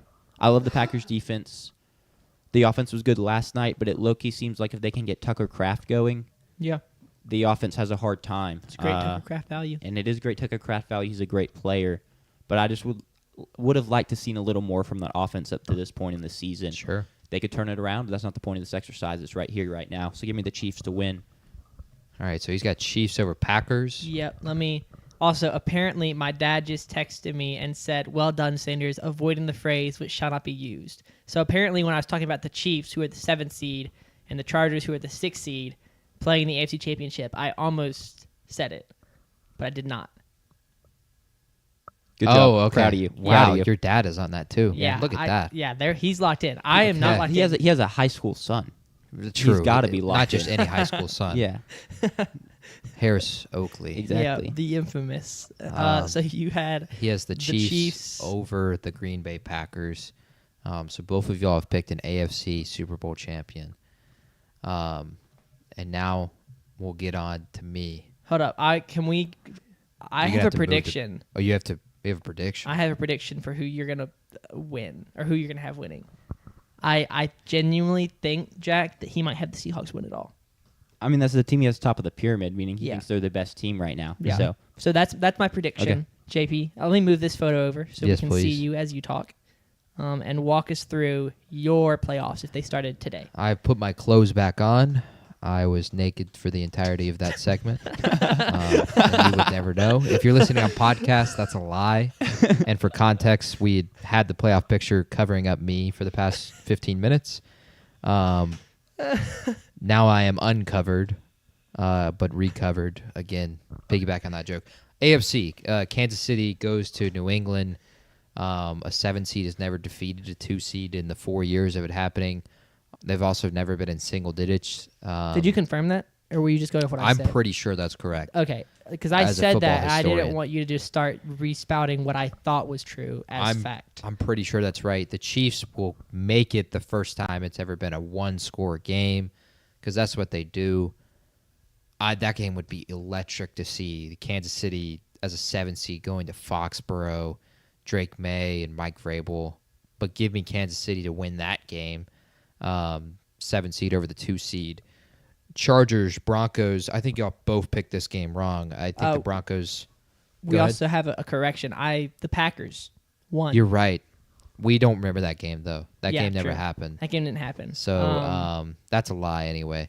Yeah, but other than that, there has not been a win. So Okay. we were incorrect. That but game close. never happened. So Chargers, Broncos, I think y'all have both picked this game incorrectly. Broncos, I think, are the better team. And no I think PS2 right now. y'all are forgetting that Denver is a really tough place to play, especially in Yeah. the postseason. And that place would be really tough for Herbert and that offense. If a Chargers fan is kind of skeptic of what they did on Thursday Night Football in a game that they won by 27. Fake Chargers fan, man. And then also, I, of course, am not notorious, but well known for my hate of Justin Herbert, and rightfully so because of what he does in the postseason. And against that defense, I think he turns the ball over multiple times. Gave me Denver very easily to win that game as the 3 seed. And then Bills, Steelers, I'm taking Buffalo in a close one. I think the Steelers defense would play well in that game. As long as they could stop the run and James Cook making Josh Allen throw the football, they've got a chance. And their offense, I think, would play well enough to keep up. So I think that game is pretty close, but give me Buffalo and Josh Allen. That'll have Kansas City and Mahomes going to Indianapolis as well. We all three have had this matchup. Jack picked Kansas City. Sanders picked Indianapolis. I'm going to pick Indianapolis as well at this moment. I think they are playing electric football offensively, and I think them being at home would make a huge difference in this game. Again, home field advantage in the Loud House, Lucas Oil Field. They would play really, really well, and their offense is really, really good. I think they could outscore Kansas City in a shootout. Not too unsimilar to the last time they played in the postseason in Indianapolis when the Colts had a big comeback from Andrew Luck and Alex Smith and the Chiefs choked. So give me the Colts to win that one. And that leaves Broncos hosting the Buffalo Bills in Denver. Quick stat before you pick. Do you know Go the ahead. last time the Broncos lost a home playoff game? It's a little- Pre-John Elway. No, it actually no. 2014, they lost to the Colts. I believe that was a home game. Yes, that was a home game. They lost to the Colts in 2014 in the divisional round, but they won all. They were a high seed in 2015. Won all those games. Won the Super Bowl. In 2013, they hosted divisional and AFC Championship. Won both those games. So they are a very good playoff team. And a home playoff team. It does make a lot of impact. So take that into account, which I'm sure you would. Y'all didn't, and I did. And I'm going to, again, I would take Denver to beat Buffalo, meaning that Josh Allen, Lamar Jackson, Justin Herbert, Patrick Mahomes keep going down the list of the elite quarterbacks in the AFC. Trevor Lawrence is a part of that list, of course, aren't in the AFC Championship game. And I have Denver playing the Colts in a rematch of the Classic from earlier this year, and I'll take the Colts to win that game. I'll have the Colts in the Super Bowl. I agree with Sanders. They're playing really, really well offensively, and I think the home field advantage will matter a ton for them, especially I think getting the bye will help them as well, getting to prepare an extra week and have a great offensive game plan. Will help them get to the AFC Championship game, and I trust Daniel Jones more than I trust Bo Nix. And that's not a hot take because Daniel Jones has more playoff wins than Justin Herbert, and after this year, he'll have 3 to Herbert's 0. Why are we talking about Herbert? He's not even in that matchup. Because he didn't get a chance to even get in this matchup. Is he better? Is Daniel Jones? They didn't win a playoff game last year, did they? Bo Nix? No, they did not. They lost their game. Yes, they lost At the Bills. to the Bills. So why don't we just By a say lot. resounding fashion? Daniel Jones has more playoff wins than Bo Nix? Doesn't help his narrative. Sure. Well, Bo Nix would have the same amount of playoff wins as Daniel Jones in that game. But at current day, this current point, I see your point. Continue. Well, Bo Nix has also only played one season, so Sure. he's in his second year. Herbert's been in the league for like 2 decades at this Because Bo point. Nix had to have 8 years of college. This is true. To finally try and win his Heisman. So I've got Colts of the Broncos, and thankfully that will never be remembered, so we don't have to talk about me picking that as an AFC Championship game ever again. But NFC side, The Peyton Manning game. it would be the Peyton Manning game. 49ers, Eagles resoundingly. Injuries concerned. We've already said that 3 times. Rams, Bucks. I would take Baker and the Bucks to win that game in a rematch of the 2021. Was it the divisional round? No, it was the wild card round because the Bucks were like the 4 seed. Rematch of that divisional, wild card playoff game. Give me the Bucks though. Give me Baker over the Rams, and a chance to go to Philly for the divisional round, and then I will take Seattle, yes, to defeat the Detroit Lions, and go to Green Bay for the divisional round. I'll pick the other matchup first though. Give me Philly to beat the brakes off of the Bucks. I think the home field advantage will help them so much in that game. And Jalen Hurts and the Philadelphia Eagles are terrific in the playoffs. That is something that's not talked about enough. They are terrific in the playoffs, and they'll, I think, beat Baker pretty resoundingly if they were to match up right now in a divisional playoff game. Packers, Seahawks. I'm taking the Packers. That's not really a debate. Seattle on the road is really, really good. But I will take the Packers to win that game in Lambeau. I think the Packers are still one of the best teams in the league, and I think the home field advantage helps a ton. And we're just given what we saw at least with Sam Darnold, the playoffs last year on the road, it just didn't go well. I thought the offense was really, really good for Green Bay this weekend, and I think they would not have as much trouble as you'd expect against the Seattle defense. So give me Green Bay. So it has Green Bay and Philly in the NFC Championship game. I'm going to take the Eagles to upset the Packers and advance to the Super Bowl, and that leaves me with Colts, Eagles, and I'm taking the Eagles right now to win the Super Bowl No way. over the Indianapolis Colts. Talk about a simp move. Man. Yeah, literally. That's worse than picking the Chiefs right Not now. a simp move whatsoever. I just really like Jalen Hurts in the postseason. Nick Sure. Sirianni in the postseason. Go look up his numbers. They're terrific. And they were terrific again last year. When they make it there and they're on top of the world, they play really, really well. And I think they would defeat the Packers and then defeat the Colts in the Super Bowl. So give me the Eagles to win back-to-back Super Bowls. I wouldn't pick them to win the Super Bowl right now, but if that was the postseason picture, I'd pick them to win the Super Bowl. Give me Philly over the Colts. And that does it for this week's playoff picture picking segment, whatever we want to call it. To recap, Sanders has the Colts defeating the Tampa Bay Buccaneers in the Super Bowl. Jack has the Chiefs over the Green Bay Packers. And I have the Eagles over the Colts.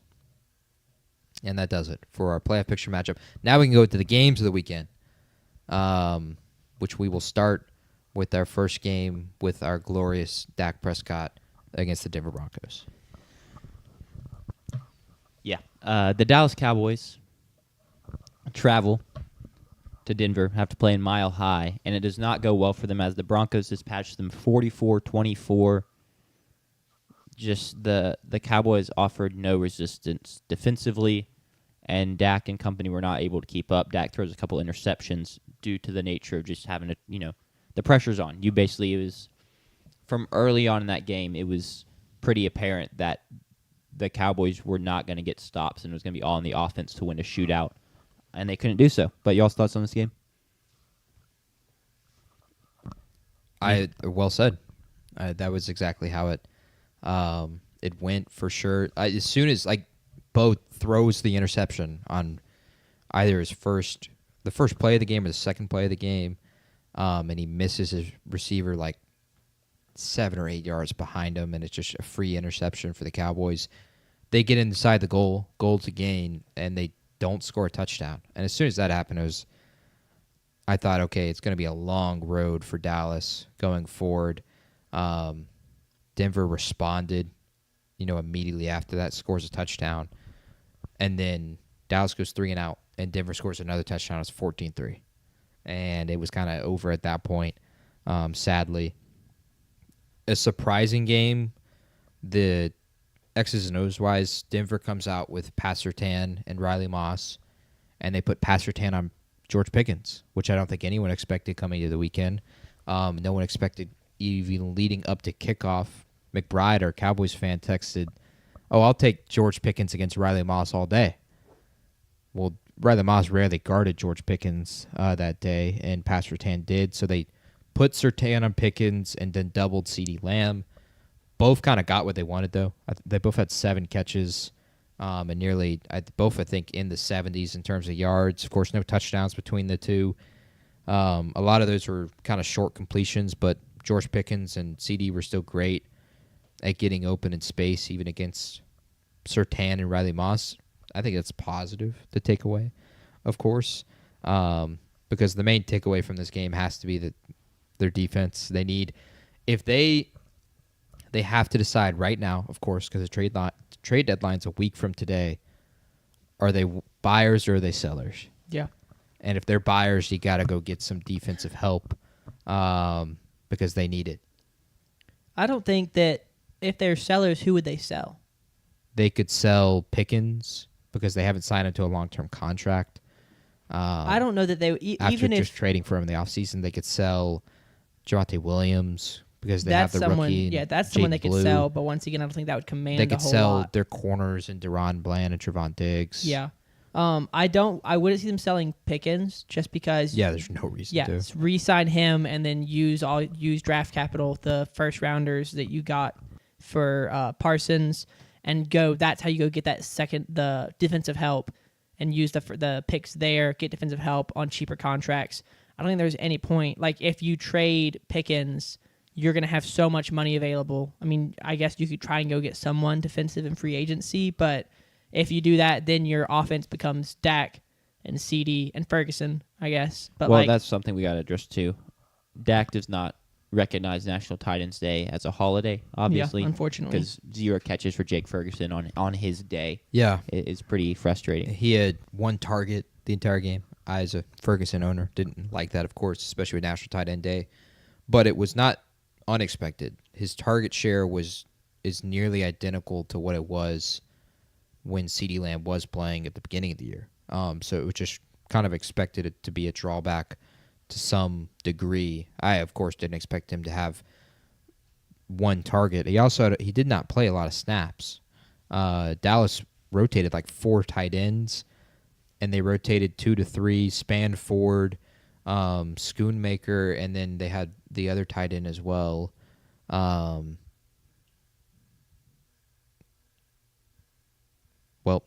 He didn't catch a pass, so Name's not popping up. He's not good enough, of course.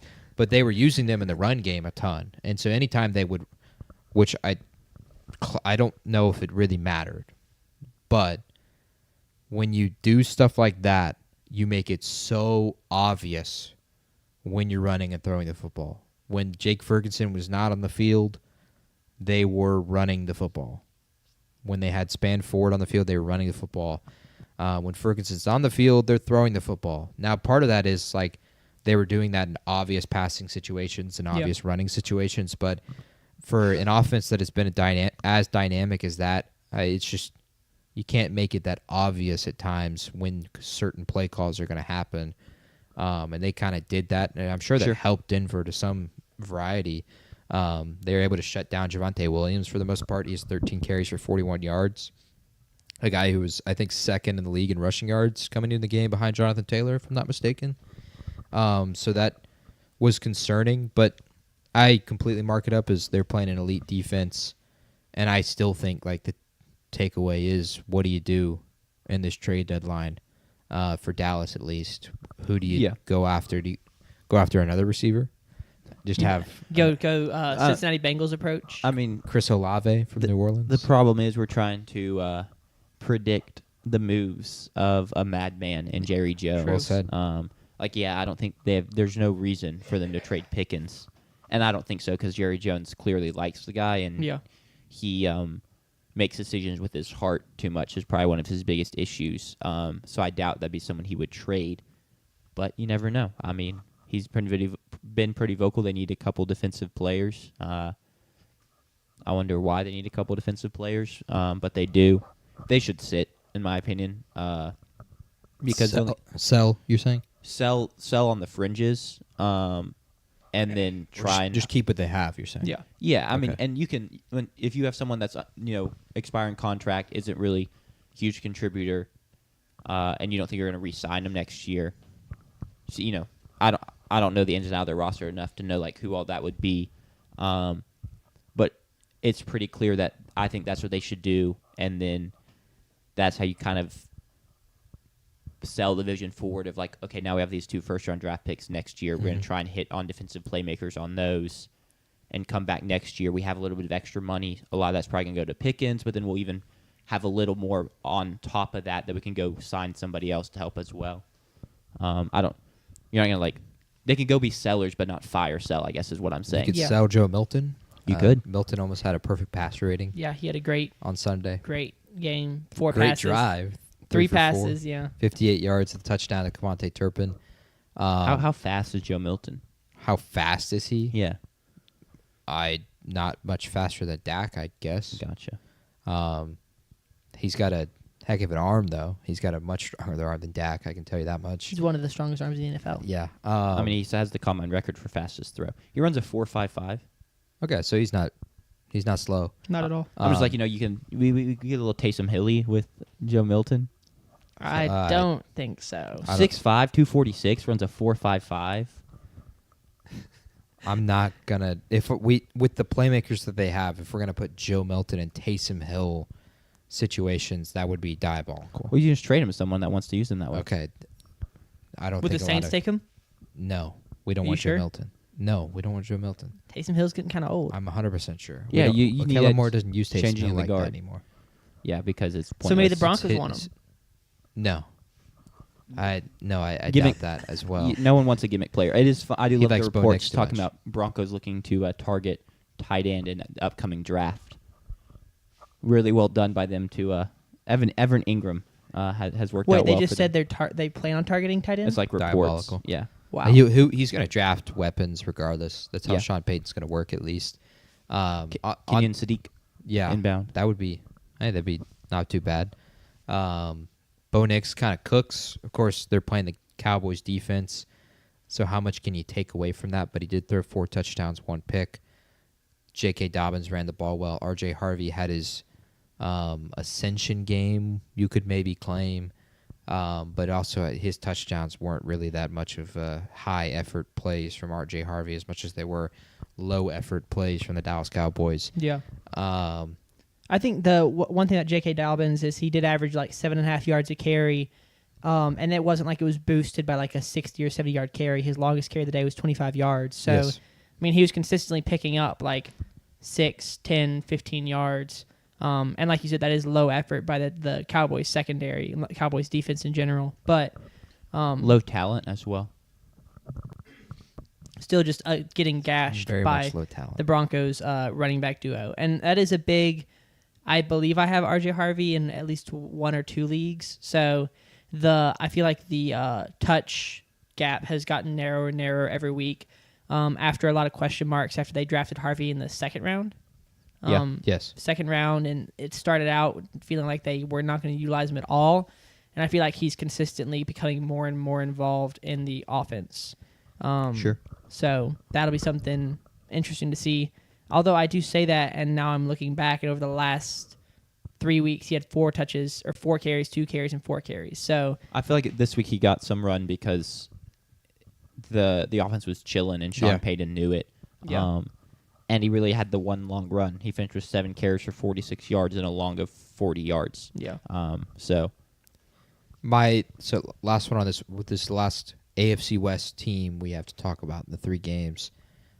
Broncos are 6-2, Chargers 5-3, Chiefs 5-3.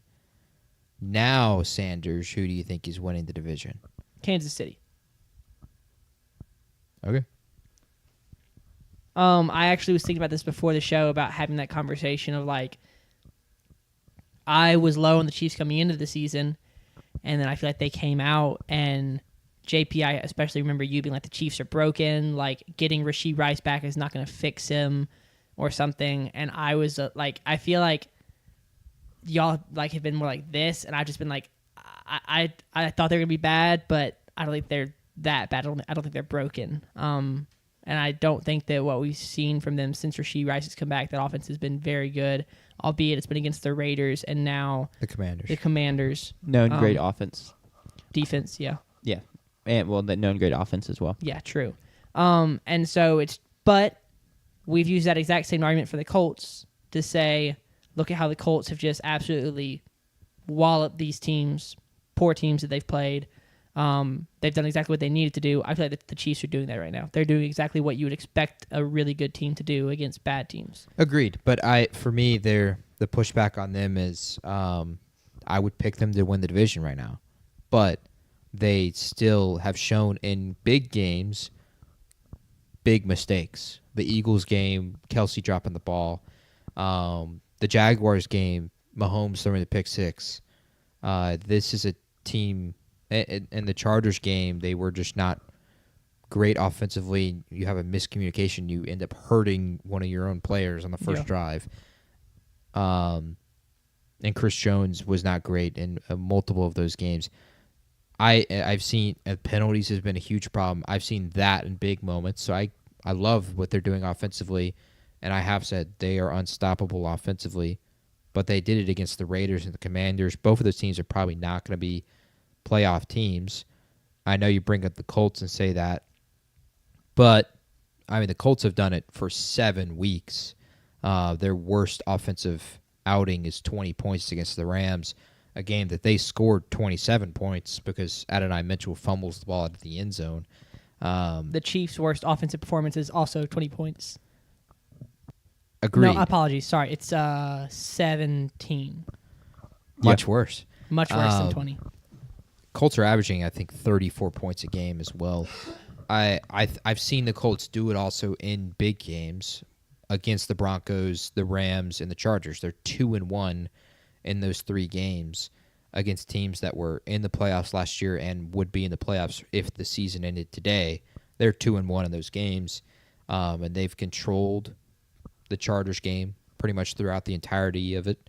They were in control of the Broncos game. They get a lucky break that goes their way, and they lost themselves the Rams game as much more than the Rams won that game. And in the Chiefs' case, in their games against teams that would be in the playoffs, if the season ended today, they're 1-2. They have the loss to the Chargers, the loss to the Eagles, and the win over the Lions on Sunday Night Football. 3 weeks ago, albeit without Rashee Rice in those moments. So these next 4 weeks, I think, is what proves whether or not they can win the division, and that is at Bills, bye week, at Broncos, Colts, and then the Cowboys on Thanksgiving in Dallas. Those are 4 games against, for sure, 3 teams that are going to be in the postseason, and then Dallas is a team that will be right there on the edge as we get down the stretch. So I want to see them proven in those games. I think the Colts have. But offensively, I agree. They're doing what they need to do. And I would pick them to still win the AFC West. Sure. Who would you pick to win the AFC The West Chiefs. right now? Okay. I've been pretty much on that. Bold take. No, Yeah. not at all. But congrats to the Broncos defeating our glorious Dak Prescott. And we can move on to our next game, which unfortunately we picked, and then bad things happened prior that we didn't expect. Yeah, which I thought would work in our favor. Yeah. And then Sadly. it still didn't, but we should have known. Vegas knew. Vegas tried to tell us. The Chicago Bears travel to the Ravens, and it's a weird game because it feels like a game the Bears maybe should win, though they're not favored.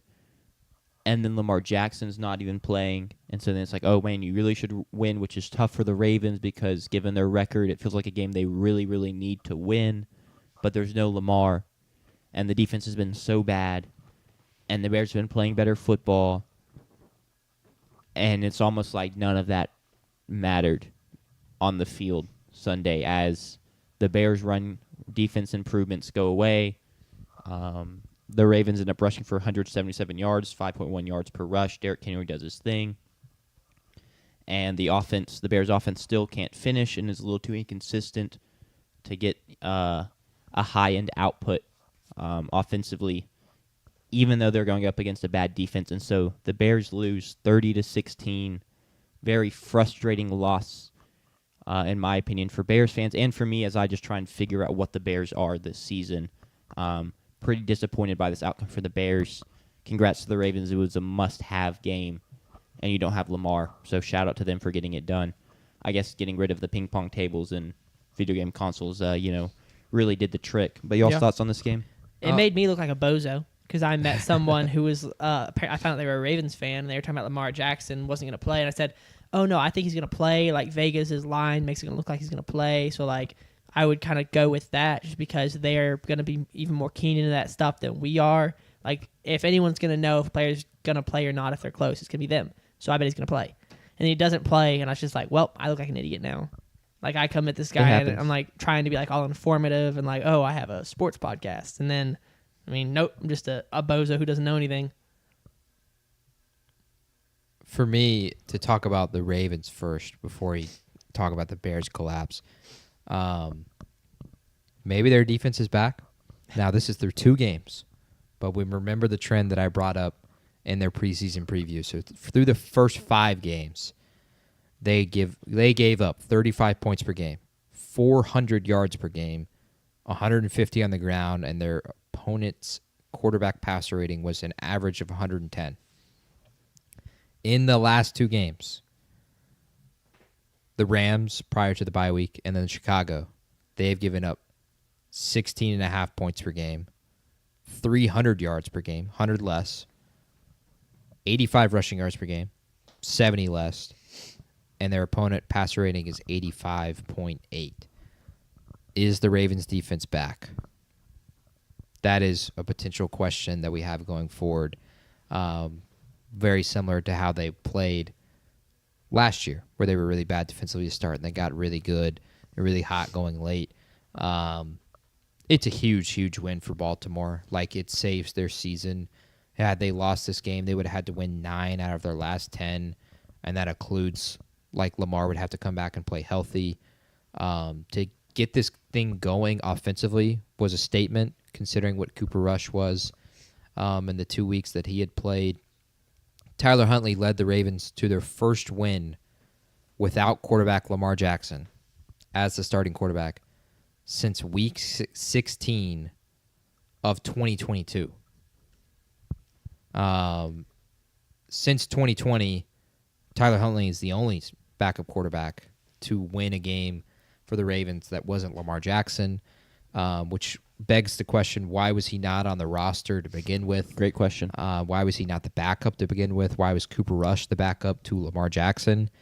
Of course, Ravens have had 4 different starting quarterbacks since then, besides Tyler Huntley. Robert Griffin III, iconic from the 2020 season, Josh Johnson, Anthony Brown, and Cooper Rush. Tyler Huntley. I don't even know who Anthony Brown is. Like, I'm not sure that's a real person. Pretty sure he played Utah before. No, he played at Utah. He was on the Utah team that went and won the Pac-12 and beat Justin Herbert. Yes? I'm currently seeing him in an Oregon jersey. Okay, he was the quarterback at Oregon after Justin Herbert. He played college football for Boston College in Oregon. Weird. And he defeated Ohio State in the shoe. That's possible. I couldn't tell you that. Okay, I had the wrong. I need to remember who that Utah guy was then. But yes, Anthony Brown. Oh, the Utah guy is Tyler Huntley. I'm stupid. There you go. That's crazy. That's crazy. The Utah guy was Tyler Huntley. That's insane. But Yes, Tyler Huntley, why was he not the backup to begin with? They got going offensively. Derrick Henry was really, really good.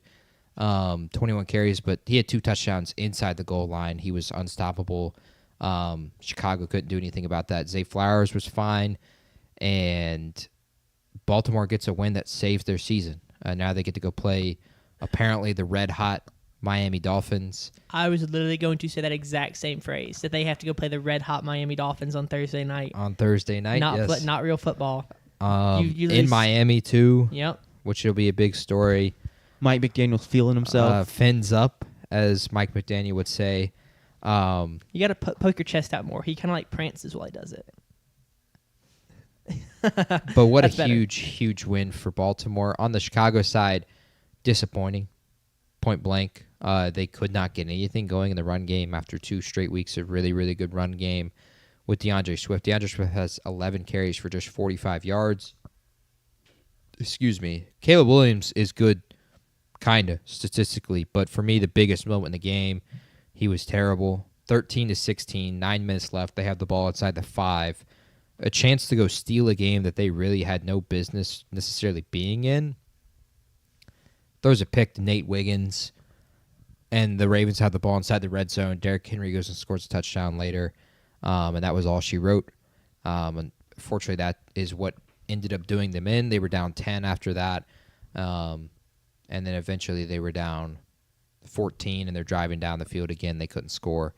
But Caleb and the Bears, that's just a disappointing loss because it's such a huge difference, 5-2 versus 4-3, and that is now the difference that they are in. That you win 4 in a row, you're hot as ever. Lamar Jackson doesn't get to play. Of course, Baltimore's coming off a bye, but you win this game, you're 5-2. You're right there in your own divisional race with the Green Bay Packers and the Detroit Lions, and you get to play Cincinnati next week and the New York Giants and the Vikings. So it's not over for Chicago, but this is a loss that I honestly, for one, is guaranteed going to keep them out of winning the division, which maybe they had a fighting chance for. But for 2, it may be enough to knock them out of the postseason. Because as we saw earlier when we picked the playoff picture, Chicago was not in it because they lost this game. Otherwise, they would have been in it over the San Francisco 49ers as that 7 seed.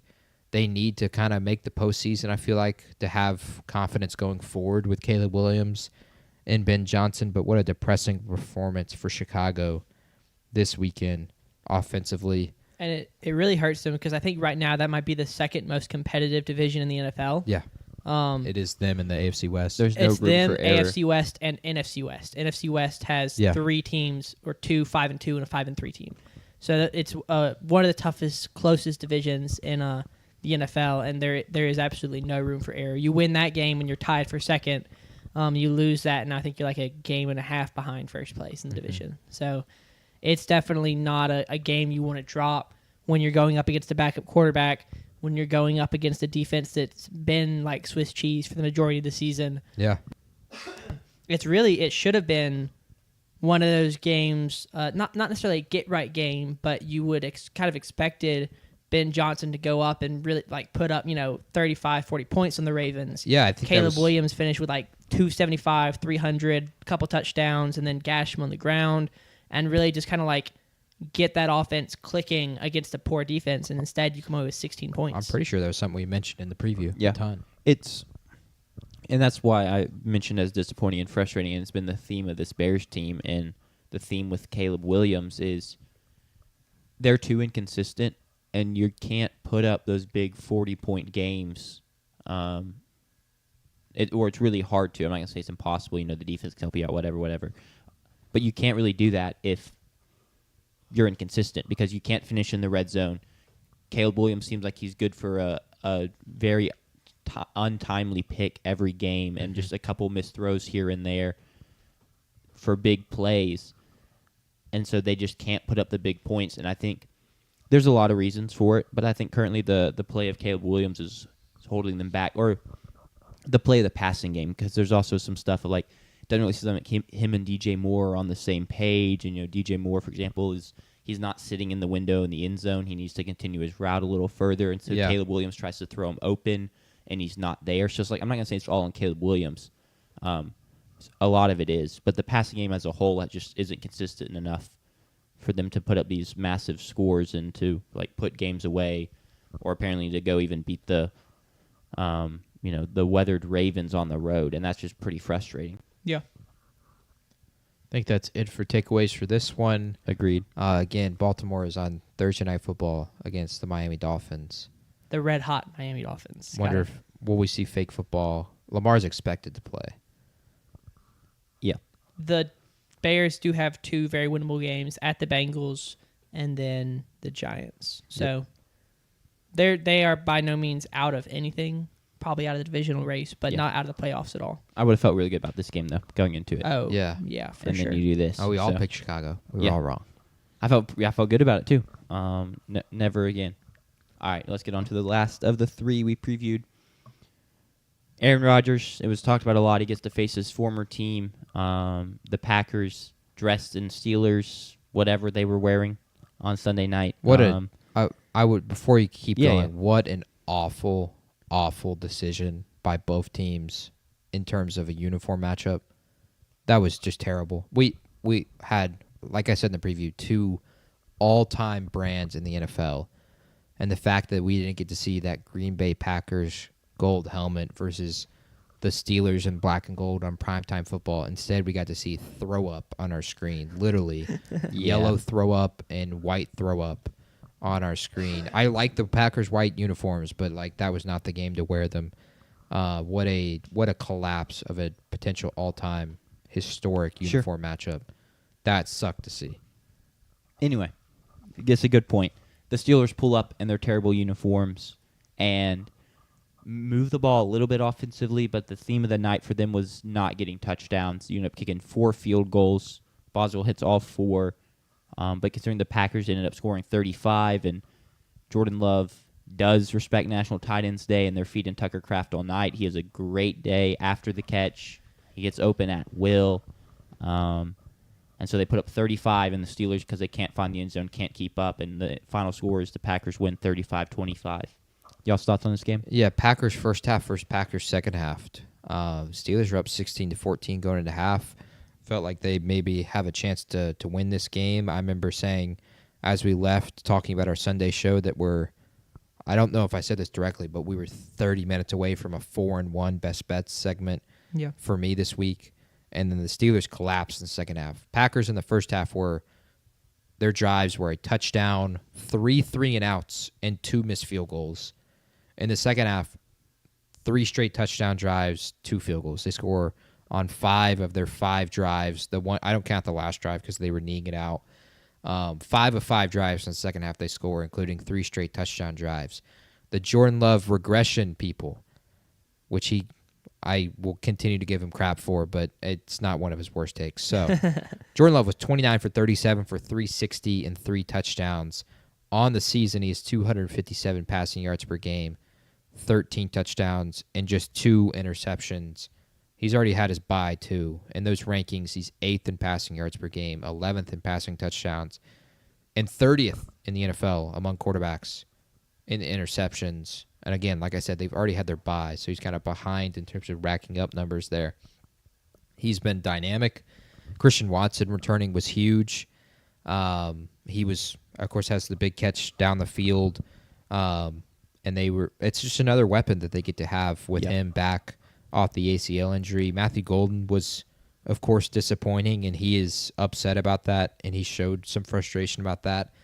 Maybe that's a storyline going forward, but this wide receiver by committee is just going to work because the 3 receivers, at least the 3 best ones that they have, and this doesn't even include Jayden Reed, who's still injured and could come back.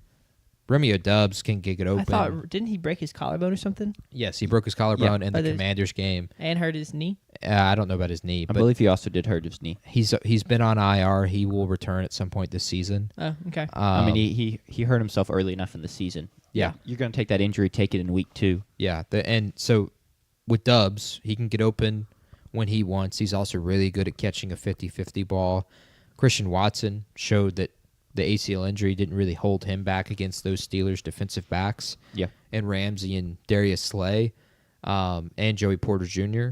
And then Matthew Golden, we expect at least at some point to have kind of a breakout game with how talented we thought he was.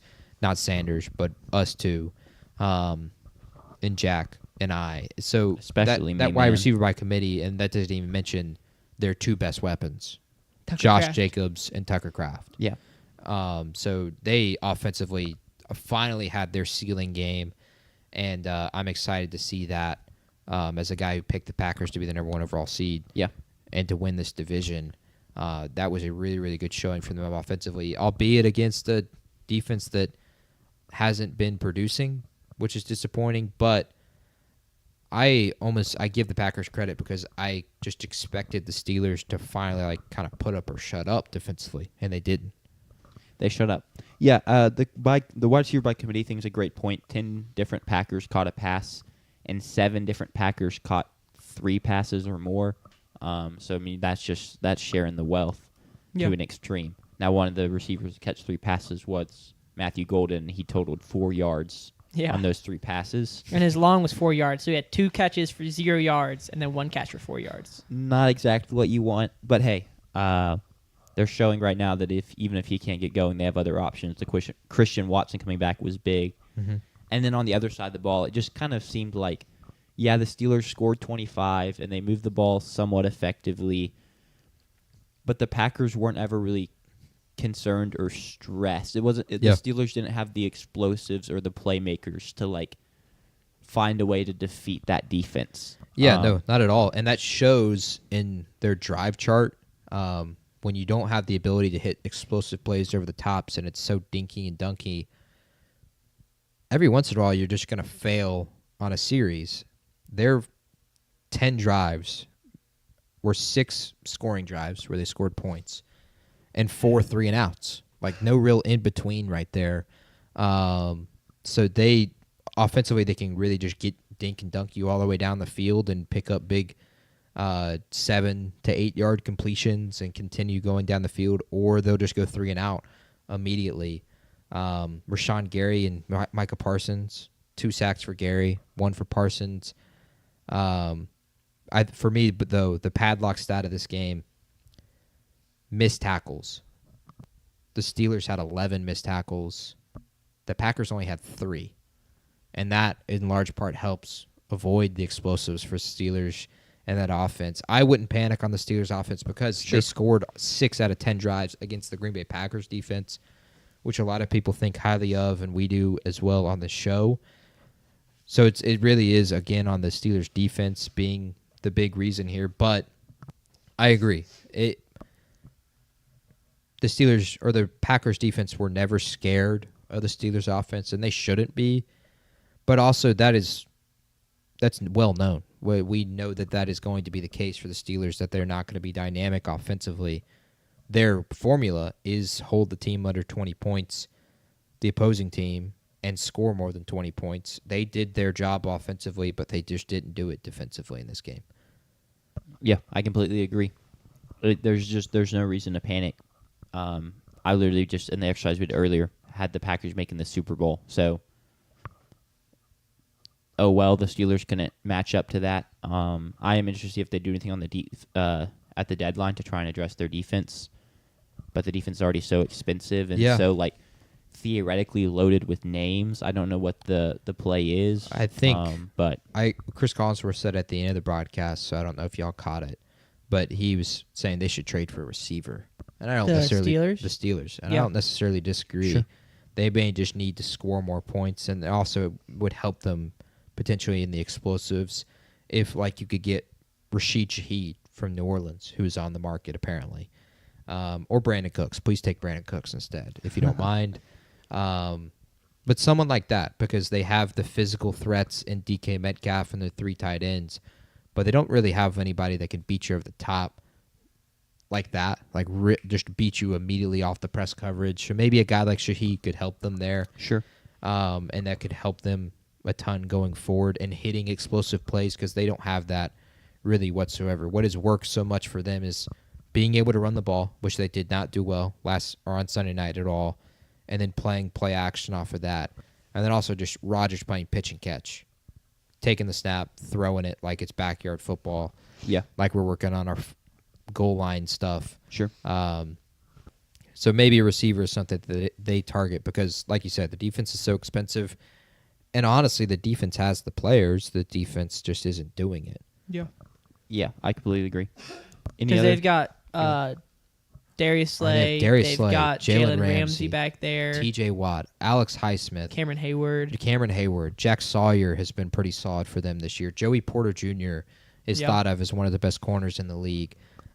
It's just been disappointing for them defensively, given the names that they have back there, to not be able to hold some of these offenses to not scoring points. Yeah. Jets to begin the year was like a shock, them scoring 32. And then in their last two losses, they've given up 33 and 35 points. All three of their losses, they've given up 31 points or more.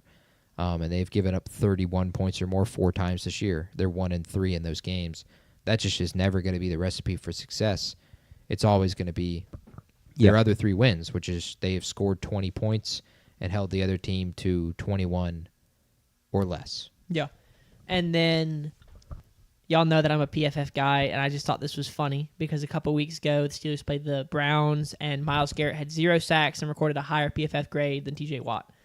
And this week, Micah Parsons has a sack. TJ Watt does not. TJ Watt has a higher PFF grade than Micah Parsons.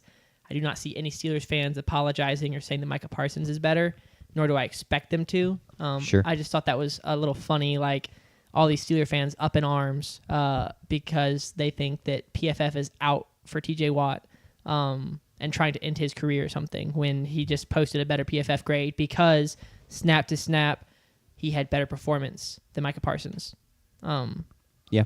So I thought That that is was funny. funny. A funny little tidbit there. As They're a just PFF also guy. so clearly in denial because Myles Garrett is just so much better than TJ Yeah. Watt. Yes. But I wouldn't trust a Pittsburgh Steelers fan or really any fan base Last tidbit on that to one. not back their guy. Oh, I'll put it back up then. It's just a historic thing. The Packers defeated Pittsburgh for the first time in Pittsburgh since 1970.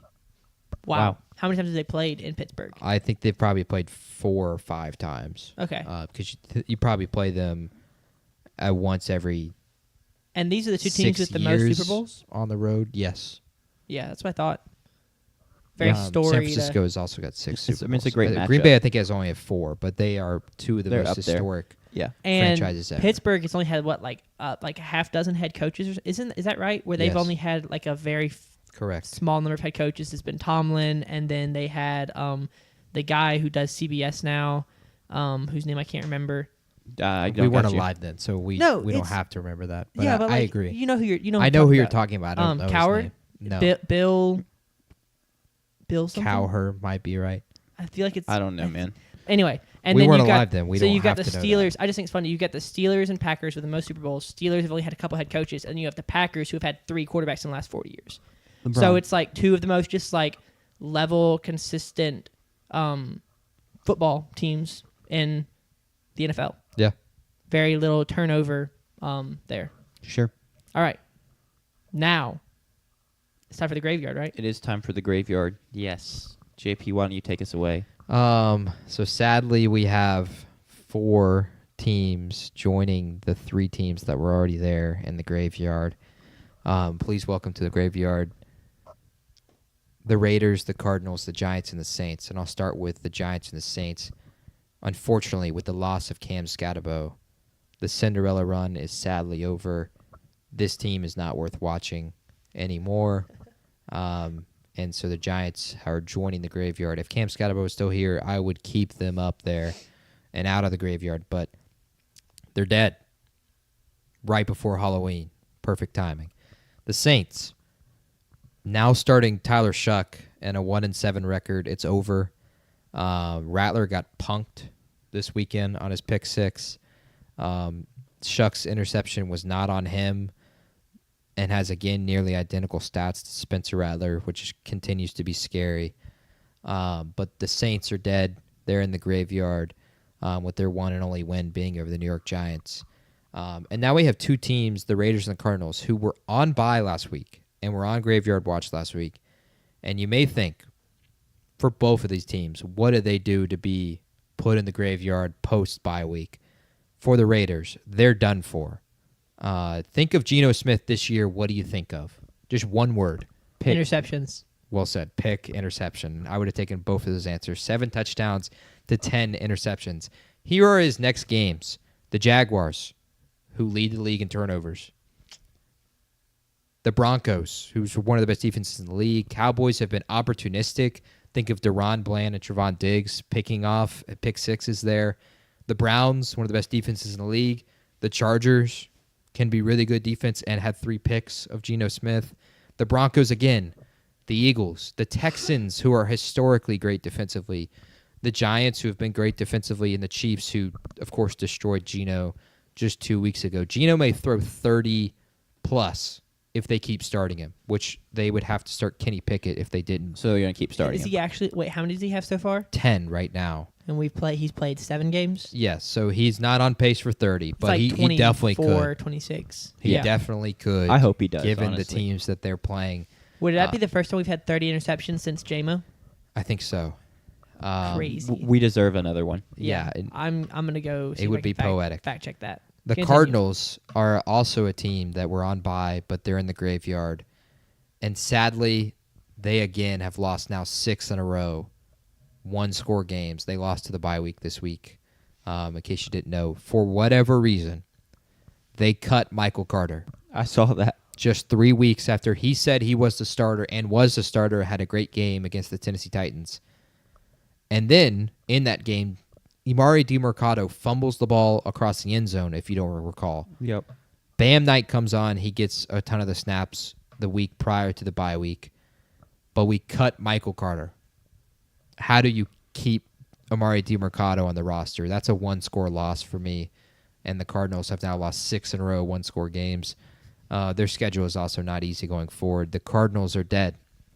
They're in the graveyard, even if Kyler Murray returns. And that'll go to the teams left off, which we have now 4 teams joining the teams left off.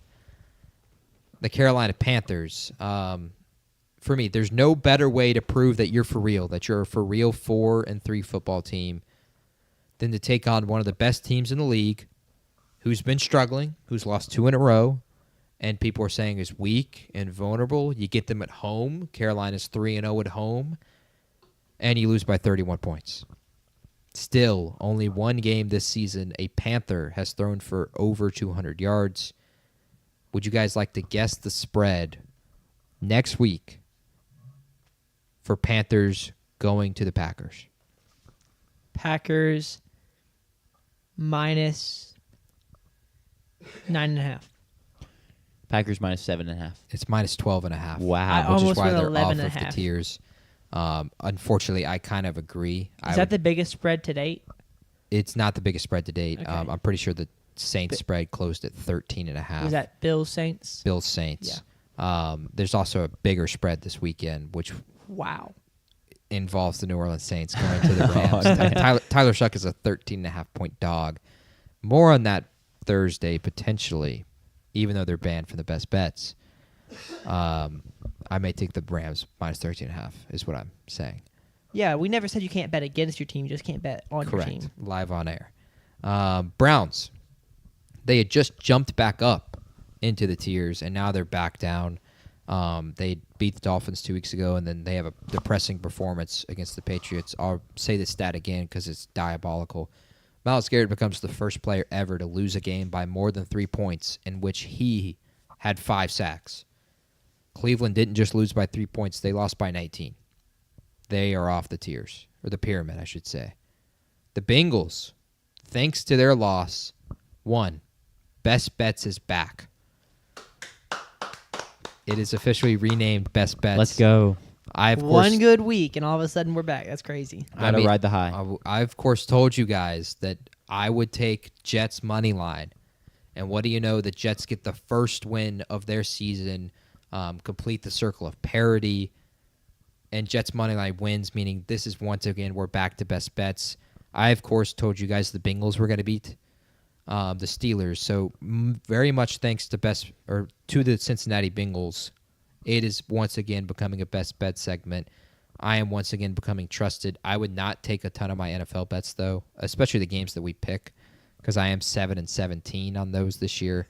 But I am 30-30 on the college football, so maybe take those games that we preview and pick. But best bets, we're going to make a run. We went 3-2 this weekend. If not Going for the 9-0 next weekend. Steelers collapse, I already have 4 games there, and I plan on putting plenty more. So we may have like 7 games this week to pick Perfect. from. But the Bengals, thank you for bringing back best bets. Of course, I'll again read this record. On the Circle of Parity, it's tied for the fastest this has ever been completed after Week 8 with 1999. In 2023, it's been tracked only back to 1999 at this point. Joe Flacco in this game targeted Jamar Chase 19 times. Also, they lost before this game even started and after the best bet segment with the graphic that they posted about the game for this weekend. And it was too graphic for me to send to Sanders and show on air, but I will go ahead and hand you guys the phone so you guys can see what the graphic I is. saw I have that. seen this, I yeah. saw that. Yeah, if you haven't seen it, go just look at the Cincinnati Bengals page. How can you post this? This is just diabolical, man. Is it? Do you want to walk people through what it is? No, I don't. Okay. They can go look I have at too much themselves. respect for the city of New York. The Vikings have also fallen off of the pyramid. Wentz was never the problem, clearly, because of his injury problems. Thankfully, grace is being extended his way, which I am very happy to see that as a Carson Wentz guy. JJ has his chance now, but the outlook is not great. The division is brutal with how good these teams are in the division, and they have 5 divisional games left. They're 3-4. That means they might be 3-9, and with the rest of their games still left to play. So the Vikings are off the pyramid, and this means we no longer have a Christmas tree. I really almost left the Vikings on to have a Christmas tree, but now we just have 6 tiers on this pyramid, and this pyramid will get smaller. Wait, isn't that the Vikings right there? Did I know? Oh, hold on. I may not have here. You keep going. I'm gonna. We got to figure out You're which good, you're team good, you're is good, you're missing. Good. Nope, you're good. I just gotta. Did I? Nope, you are good. I made a mistake, and I just gotta. You are correct. You did make a mistake. But Strike. it's a super easy fix. I just come over here, and now this is this week's tier. Correct. 6. Okay. There you go. Tier 6, the pyramid, like I said, is going to get smaller as we go on because more and more teams will be eliminated, more and more teams will be put in the graveyard, and we'll have less teams that are eligible to be picked upon because we'll get to our postseason very soon. So the Steelers are on Tier 6 and sitting there at the bottom. Back-to-back weeks of awful defensive performances on primetime, and the offense is doing plenty. Also, the offense is clearly limited, like we just talked about. Maybe they need to trade for a receiver. Bears, I'll read this one again, like from our preview. 13-16, 9:06 left. Ball with a chance to go steal the game you honestly had no business being in, and Caleb throws yet another terrible pick. And that, unfortunately, has dropped Chicago down in a game that they should have won without Lamar Jackson on the field. The 49ers drop as well to the bottom of the pyramid, Tier 6. They were just shut down by the Texans defense. Go look at the box score. It does not look good. It looks like a murder was committed. If you go watch the game, it also looks like a murder was committed. They only score 15 points. The team is just so hurt. Like, it's a shame. Honestly, for 49ers fans, it's a shame that they're 5-3. Like, it's good on them for, competing and winning these games, but you almost wish that you were worse so you could have a better draft pick because it just does not feel like there's a lot of hope going forward this season, and you need to be able to pick better players in this draft. If you could add one of those elite defensive players, if you got up there in the top 10, but at 5-3, I just don't think they're going to lose that many games to get down that far. Maybe they'll continue to fight for the postseason, but I wouldn't. I'd try to punt, or I guess give Brock Purdy the reins and see if he proves himself. The Ravens, technically moving up, but I didn't put them in green because they didn't move up because of them. They moved up because of other teams doing worse. And so maybe quietly the defense is back, like I read in that game reaction, but I'm not going to put them in green. they were on the bottom tier and just moved up because there was all of a sudden a spot open on this tier. It is not enough for them to be in green this week. Sure. Which is one of the only times I'll ever do that. But Ravens are on tier 6 now and not tier 7. The Falcons, I don't think we've talked about it yet. We talked about the fins up with Mike McDaniel, but again, this is the Falcons, like the Panthers game, what the hell game. They just had it against the Dolphins this weekend.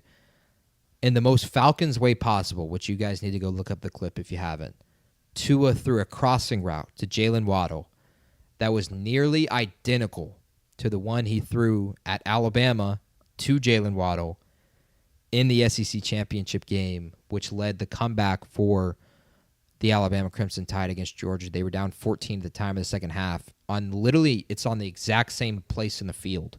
Like, it just looks eerily similar. The Falcons lost by 24 to the Miami Dolphins, who are in the graveyard. This is it's just so depressing. Has to be depressing for a Falcons fan. Hey, but at least you have your first round pick. Psych. They don't have their first round pick. Money moves. Yikes for the Falcons and Arthur Blank and that organization. But Falcons gonna Falcon. Commanders are gonna stay on tier 6 and stay on the pyramid, and they'll stay on pyramid until they start selling, I guess, like Jack hopefully wants. Sure. What a brutal watch, but that is watching your team play against Kansas City on primetime. There is no game where it's fun to watch that, where you have refs not even like trying to hide their bias. Terry McLaurin has an obvious touchdown. No, he was out of bounds, incomplete. We go back and review. It's not even close. What are we doing here? The roughing the passer at the end of the game, or the unnecessary roughness. Yeah. Terrible BS. call. Awful call. I hate it. The Zach Ertz spot, that was a first down. And only because we have a terrible spot, we have to then go to the virtual measurement, and he's short by 5 inches, which is a lot. And now, it's because of the bad spot, he's short. And we get to show, the virtual measurement.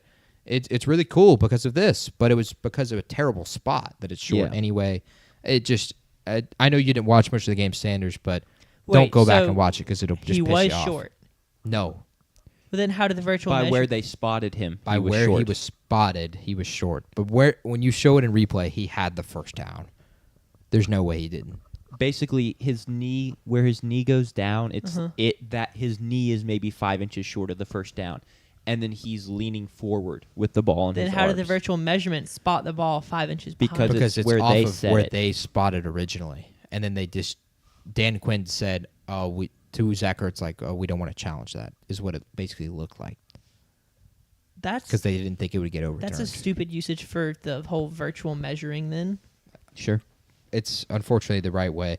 I thought hated the virtual measurement was just so they could see where the ball was when his knee was down.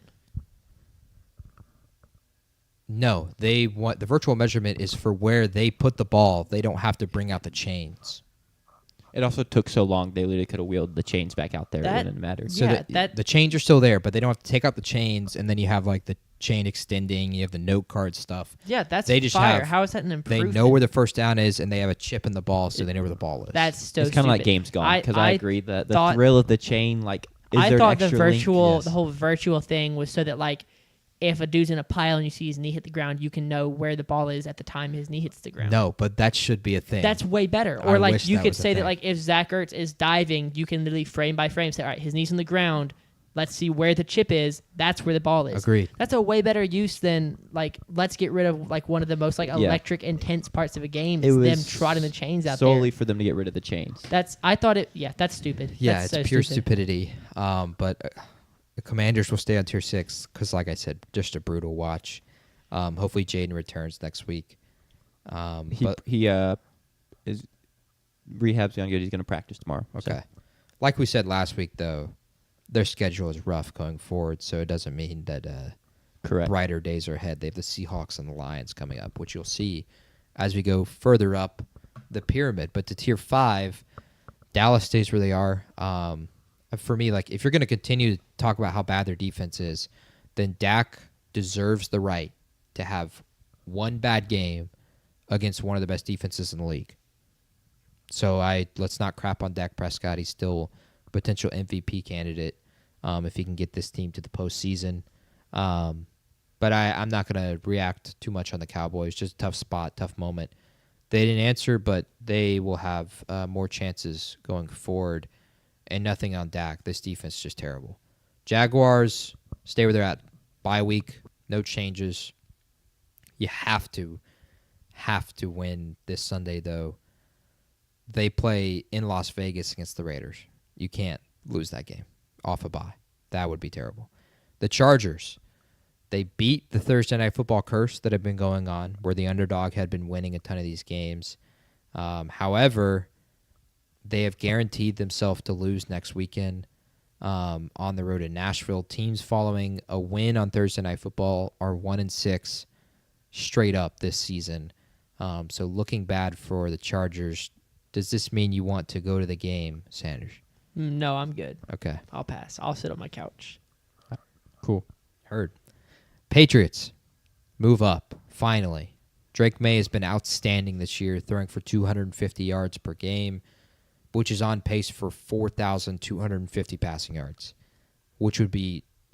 that's really, really good. 4,000 yards for a quarterback is an insane season, a very great season. 17 total touchdowns, just 3 interceptions, so he's not turning the ball over. He has a head-to-head win over Buffalo. They, of course, are a game ahead of Buffalo also. So it kind of feels like their division to lose right now, which is insane. Buffalo is still insane. A favorite to win this division, but what we thought was one of the most owned division in the league in terms of Buffalo owning this division, like Kansas City. We thought Kansas City might have a fight with Denver and Los Angeles. We thought there'd be no fight in this division. And yet there is right now, and with a head-to-head victory in the next game in New England, their division to lose, point blank. Texans move up. Historic defense cooks once again, but offensively they got going. Stroud threw for 318 yards without Nico Collins, and the run game was actually good. Woody Marks and Nick Chubb both had 55-plus rushing yards each. If their offense continues to play like this, play like that, obviously, they're going to be better. But if they can just pull from that even a little bit, especially in a game without Nico Collins, and that defense continues to cook like it is, maybe a scary team going forward. But they have a really tough schedule. So they're going to fight just to be 9-8 this year, if I'm being honest. That'll get us to Tier 4 of the pyramid. The Indianapolis Colts sit again on Tier 4, and this may be deliberated again, especially after Sanders picked the Colts to win the Super Bowl earlier. They had the best record in the league. Jonathan Taylor is averaging 27 points, fantasy points per game, which would be second all-time for a running back in a season, only behind Christian McCaffrey. They lead the league in points per game and yards per game. Yet they're just 2-1 against current and last year playoff teams, that being the Broncos, the Chargers, and the Rams. They survived against the Broncos. The Broncos had beat them, but a flag helped them win that game, so they really could be 1-2. For me, they play at Arrowhead in 3 weeks. They will be off a bye, the Colts. They will be off a bye before they play Arrowhead. It could be the game for the 1 seed. I'm going to wait until then to move them past Kansas City because people are saying that Daniel Jones is just like magic. I don't think so. I think he's playing amazing. Nick Wright went as far as to have a magician on set while he talked about Daniel Jones just to make fun of him. I hate that because, like, why can't this story be like Sam Darnold and Baker Mayfield? They deserve that. But I have a really tough time moving them up over the teams above them, considering the way these 3 teams played this weekend, which we'll get into here in a second in Tier 3. But to continue Tier 4, the Rams run a bye. They host Tyler Shuck's first start, so they're going to be on a bye again this weekend, and then they'll get back on the road next week. I wouldn't even play Puka Nacua this week. I'd go ahead, unless you want him to go after milestones, I guess, which he could have a really big day against New Orleans. The Lions were also on a bye. I did drop them, though. I should have put them in red. My mistake. They're in red. Bye week. I dropped them because of what other teams did. Specifically, one, they host J.J. McCarthy, who hasn't played since September.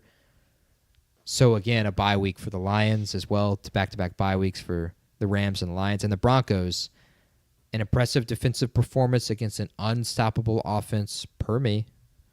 The game plan against the two elite receivers was great. Pickens got his and CD got his. But the pass rush got to Dak. The offense scored all game against a bad defense. Can only be positives going forward for Denver. They got to keep winning. Because like I said, when we picked the playoff picture, they're a really tough place to play in the playoffs in Denver. And if they can have home field advantage, they could be very dangerous in the postseason. So keep winning, Denver. Tier 3. Again, I'm going to have... I didn't put the Chiefs in green. Stupid me. So many mistakes on this segment. We'll be better next week. Buffalo. I talked about it 2 weeks ago. James Cook needs more touches. He gets 19 touches. He goes for 216 yards and 2 touchdowns. Just continue doing that, and Buffalo's going to be fine. The Ed Oliver injury is scary. I do, though, expect them to beat Kansas City this week because they always do. It's also in Buffalo. Packers, Jordan Love got going really well. Finally, an offensive ceiling game. And the Steelers had just 295 total yards, so the defense was still pretty good, even though they gave up a ton of scoring drives, less than 300 total yards given up. Kansas City moves into Tier 3 over moving the Indianapolis Colts. It was really tough, but I would pick the Chiefs to beat the Colts right now on a neutral field. The offense was unstoppable in the second half. Another 28-point performance. They, of course, cheat so much. They're not even trying to hide it from officials. But in the second half, these are their first 3 drives. All 3 drives went for touchdowns. 29 plays, 250 yards, 16 minutes and 35 seconds off the clock. You're dead. Nothing you can do about it. They are inevitable. They are Thanos. They are the Kansas City Chiefs. I'm moving them up to Tier 3 at this moment in the season and moving them up instead of the Indianapolis Colts. But we'll get to see that play out in 3 weeks. Tier 2 and Tier 1 are the exact same as they were last week. Saquon, he got back. Again, the media, they just, not the media. I guess it is the media. The analyst, the people that are supposed to know football, continue to just refuse to address the fact that the offensive line has been failing him all year, and that it's been Saquon, that it's been the amount of carries he had last year, the wear and tear, all of that. It's been the offensive line, and he finally found some gaps this week and had some big runs. Tush push has to be banned, though. And I'll read this stat again, though. Jalen Hurts joined 2 quarterbacks this century to have 20 touchdowns and 2 or less turnovers before November. Tom Brady and Lamar Jackson. Pretty good company. The Bucs, ugly win over New Orleans. What a great time for a bye week, though. You get healthier. Like, I don't think they'll get healthy fully, obviously. But they need Bucky Irving back so they can run the ball. And then a big moments in 2 weeks when they go to New England. I wanted to move them down. But the Eagles and the Bucs, I want to move both of them down, to be honest. But I have too much faith in them, and they have proven themselves too well in big moments that I'm just not going to move either of these teams down for a long time, I'd feel like. That gets us to Seattle. They were on bye, so I can't move them down. And there was no convincing performance last week to do so. But if there's a team I move down pretty soon, it might be them, unfortunately, as good as they are. And that is it for this week's pyramid. 4 teams join the graveyard, 4 teams leave, and we have 1 less tier. Everything else is kind of staying the same. Yeah. Only 6 teams moved or dropped. Yeah. I have my qualm, my issue. I like moving the Chiefs up. I think right now they've looked impressive through 2 weeks. But I think that argument for them also applies to the Colts. And so I think I would rather have the Colts over the Bills. I think the Bills losing 2 in a row, and then were they on a bye week this week? No, they destroyed Carolina. Sorry, they destroyed Carolina. So a bye week. They beat. It was a bye no, they beat an above 500 team on the road by 31 points. This is a That's great way pretty to good spin it. stuff. Yeah, true. Carolina is not like other above 500 teams. Anyway, the Bills lost 2 in a row to the Patriots and to the Atlanta Falcons. That's, in my opinion, that's a tough stretch of losses. The Patriots at home, when the all of the edits about Haley Steinfeld saying that they are one of the Bills' 3 sons. Have you not seen that? I have not seen It's that. like they say, thankfully. who's in the AFC East? And she goes, the Buffalo Bills and the Bills' 3 sons. And it's like, and then it goes in like, Josh Allen highlights. I see. So it's an edit. It's a pretty fire edit, but it's a lot less fire now that you just lost at home to the New England Patriots. Well, Drake May's that guy. I just saw him in a video a couple hours ago rocking a Charizard costume. Yeah. So you don't really beat that. Anyway, And I said that they were going to potentially lose that game anyway, so that's my fault, not their fault. the Bills lose the Yeah, Patriots. I took the Patriots plus 9.5. Yeah, That's my but- best bet. So Anyway, that's one of my issues is I feel like the Colts are still below teams that they are playing better than right now. And that's not to say that if if it comes to the playoffs, I don't pick Josh Allen to lead them to a victory, but like right now the Colts are playing better, in my opinion. Yeah, I get don't that. hate it. I also don't hate it. I think my thing is like it was kind of an issue of mine last week. But based on what the Bills did this past week, they don't deserve to move down. So it's not like an issue of mine this week almost, if that makes sense. Because I kind of judge it pyramid to pyramid and what I think the movement should have been from last week to this week. And so I think it makes sense for the Colts not to have moved up based just on this last week and where they were on the last pyramid. I really think it's a perfect pyramid. I really can't come up with much at all. I think a lot of it is because there's not much movement, and we're getting to teams are becoming more and more set, and the pyramid is becoming smaller, and there's teams on a bye. So, like, there's just less movement to go around. Hate seeing my team on tier 6. It is what it is, I guess. At least my team's not on the graveyard, though. I think we could be there soon. Dang, bro. How do we end up here? It's okay. We're 4-0. yeah, We're 4-0. He's got his Wemby jersey back there, so he's good. Yeah, that's my only issue. So, I'm about to. I don't disagree, but I agree with Jack. I just don't think you can look at especially the 3 teams above them and see their performance this weekend and say the Colts should be above them after those 3 teams probably had 3 of their best performances of the season so far. yeah, it's just the Colts have had several performances like the Bills have had already. It's just week to week, though. It is just week to week. And I think that might also have been, that's fair. It is week to week. Cool. I'm about to pull off something very impressive. Oh, boy. We are not ending the show now because we have games to pick. Oh, let's go. For Thursday's show. I forgot. So I'm glad you did not forget because I completely forgot. Well, let's go to the college football slate first, which this was I don't think it's a great slate. which is funny because it was a slate that was scheduled preseason to be fantastic with like South Carolina, Ole Miss, Georgia, Florida's this weekend, Ohio State, Penn State is this weekend. But obviously that isn't really shaking up to be that. We can't do a BYU game this week because they're on a bye, so that really Sadly. hurts. That is sadly is the right call to have there. We would 100% have them next week There's only because they're at Texas Tech, one ranked matchup. Is there really? Oklahoma, Tennessee, Vanderbilt, Two. Texas. There's 2. Then. Cincinnati, Utah. Okay, there's 3. I want to do Cincinnati, Utah. We haven't talked about Cincinnati. Yeah. Well And said. they're a very good team. They've won 7 straight since losing week 1. Mm-hmm. So I would love to talk about some Brendan Sorsby among other pieces. We'll do the Mississippi State game, Yep. I assume. Yeah, duh. Yeah. Do we want to do Oklahoma, Tennessee? Their first one of the year, so. Yes, I would like to do, because that's a playoff elimination game. Facts. Do we want to do another Vandy game in Vandy, Texas? Yes. Okay. And then, how many games is that? I've got That would State be- Arkansas, that'd be the Cincinnati, 3, that'd be Utah, 4. Oklahoma, Tennessee, and then you said Vanderbilt at Texas. Yeah. And what was the last one? Did you have that's the 4. Cincinnati? That's the 4. You have the Cincinnati one? I've Yeah. got the Cincinnati one. Do we want to do USC Nebraska to have a Big Ten game?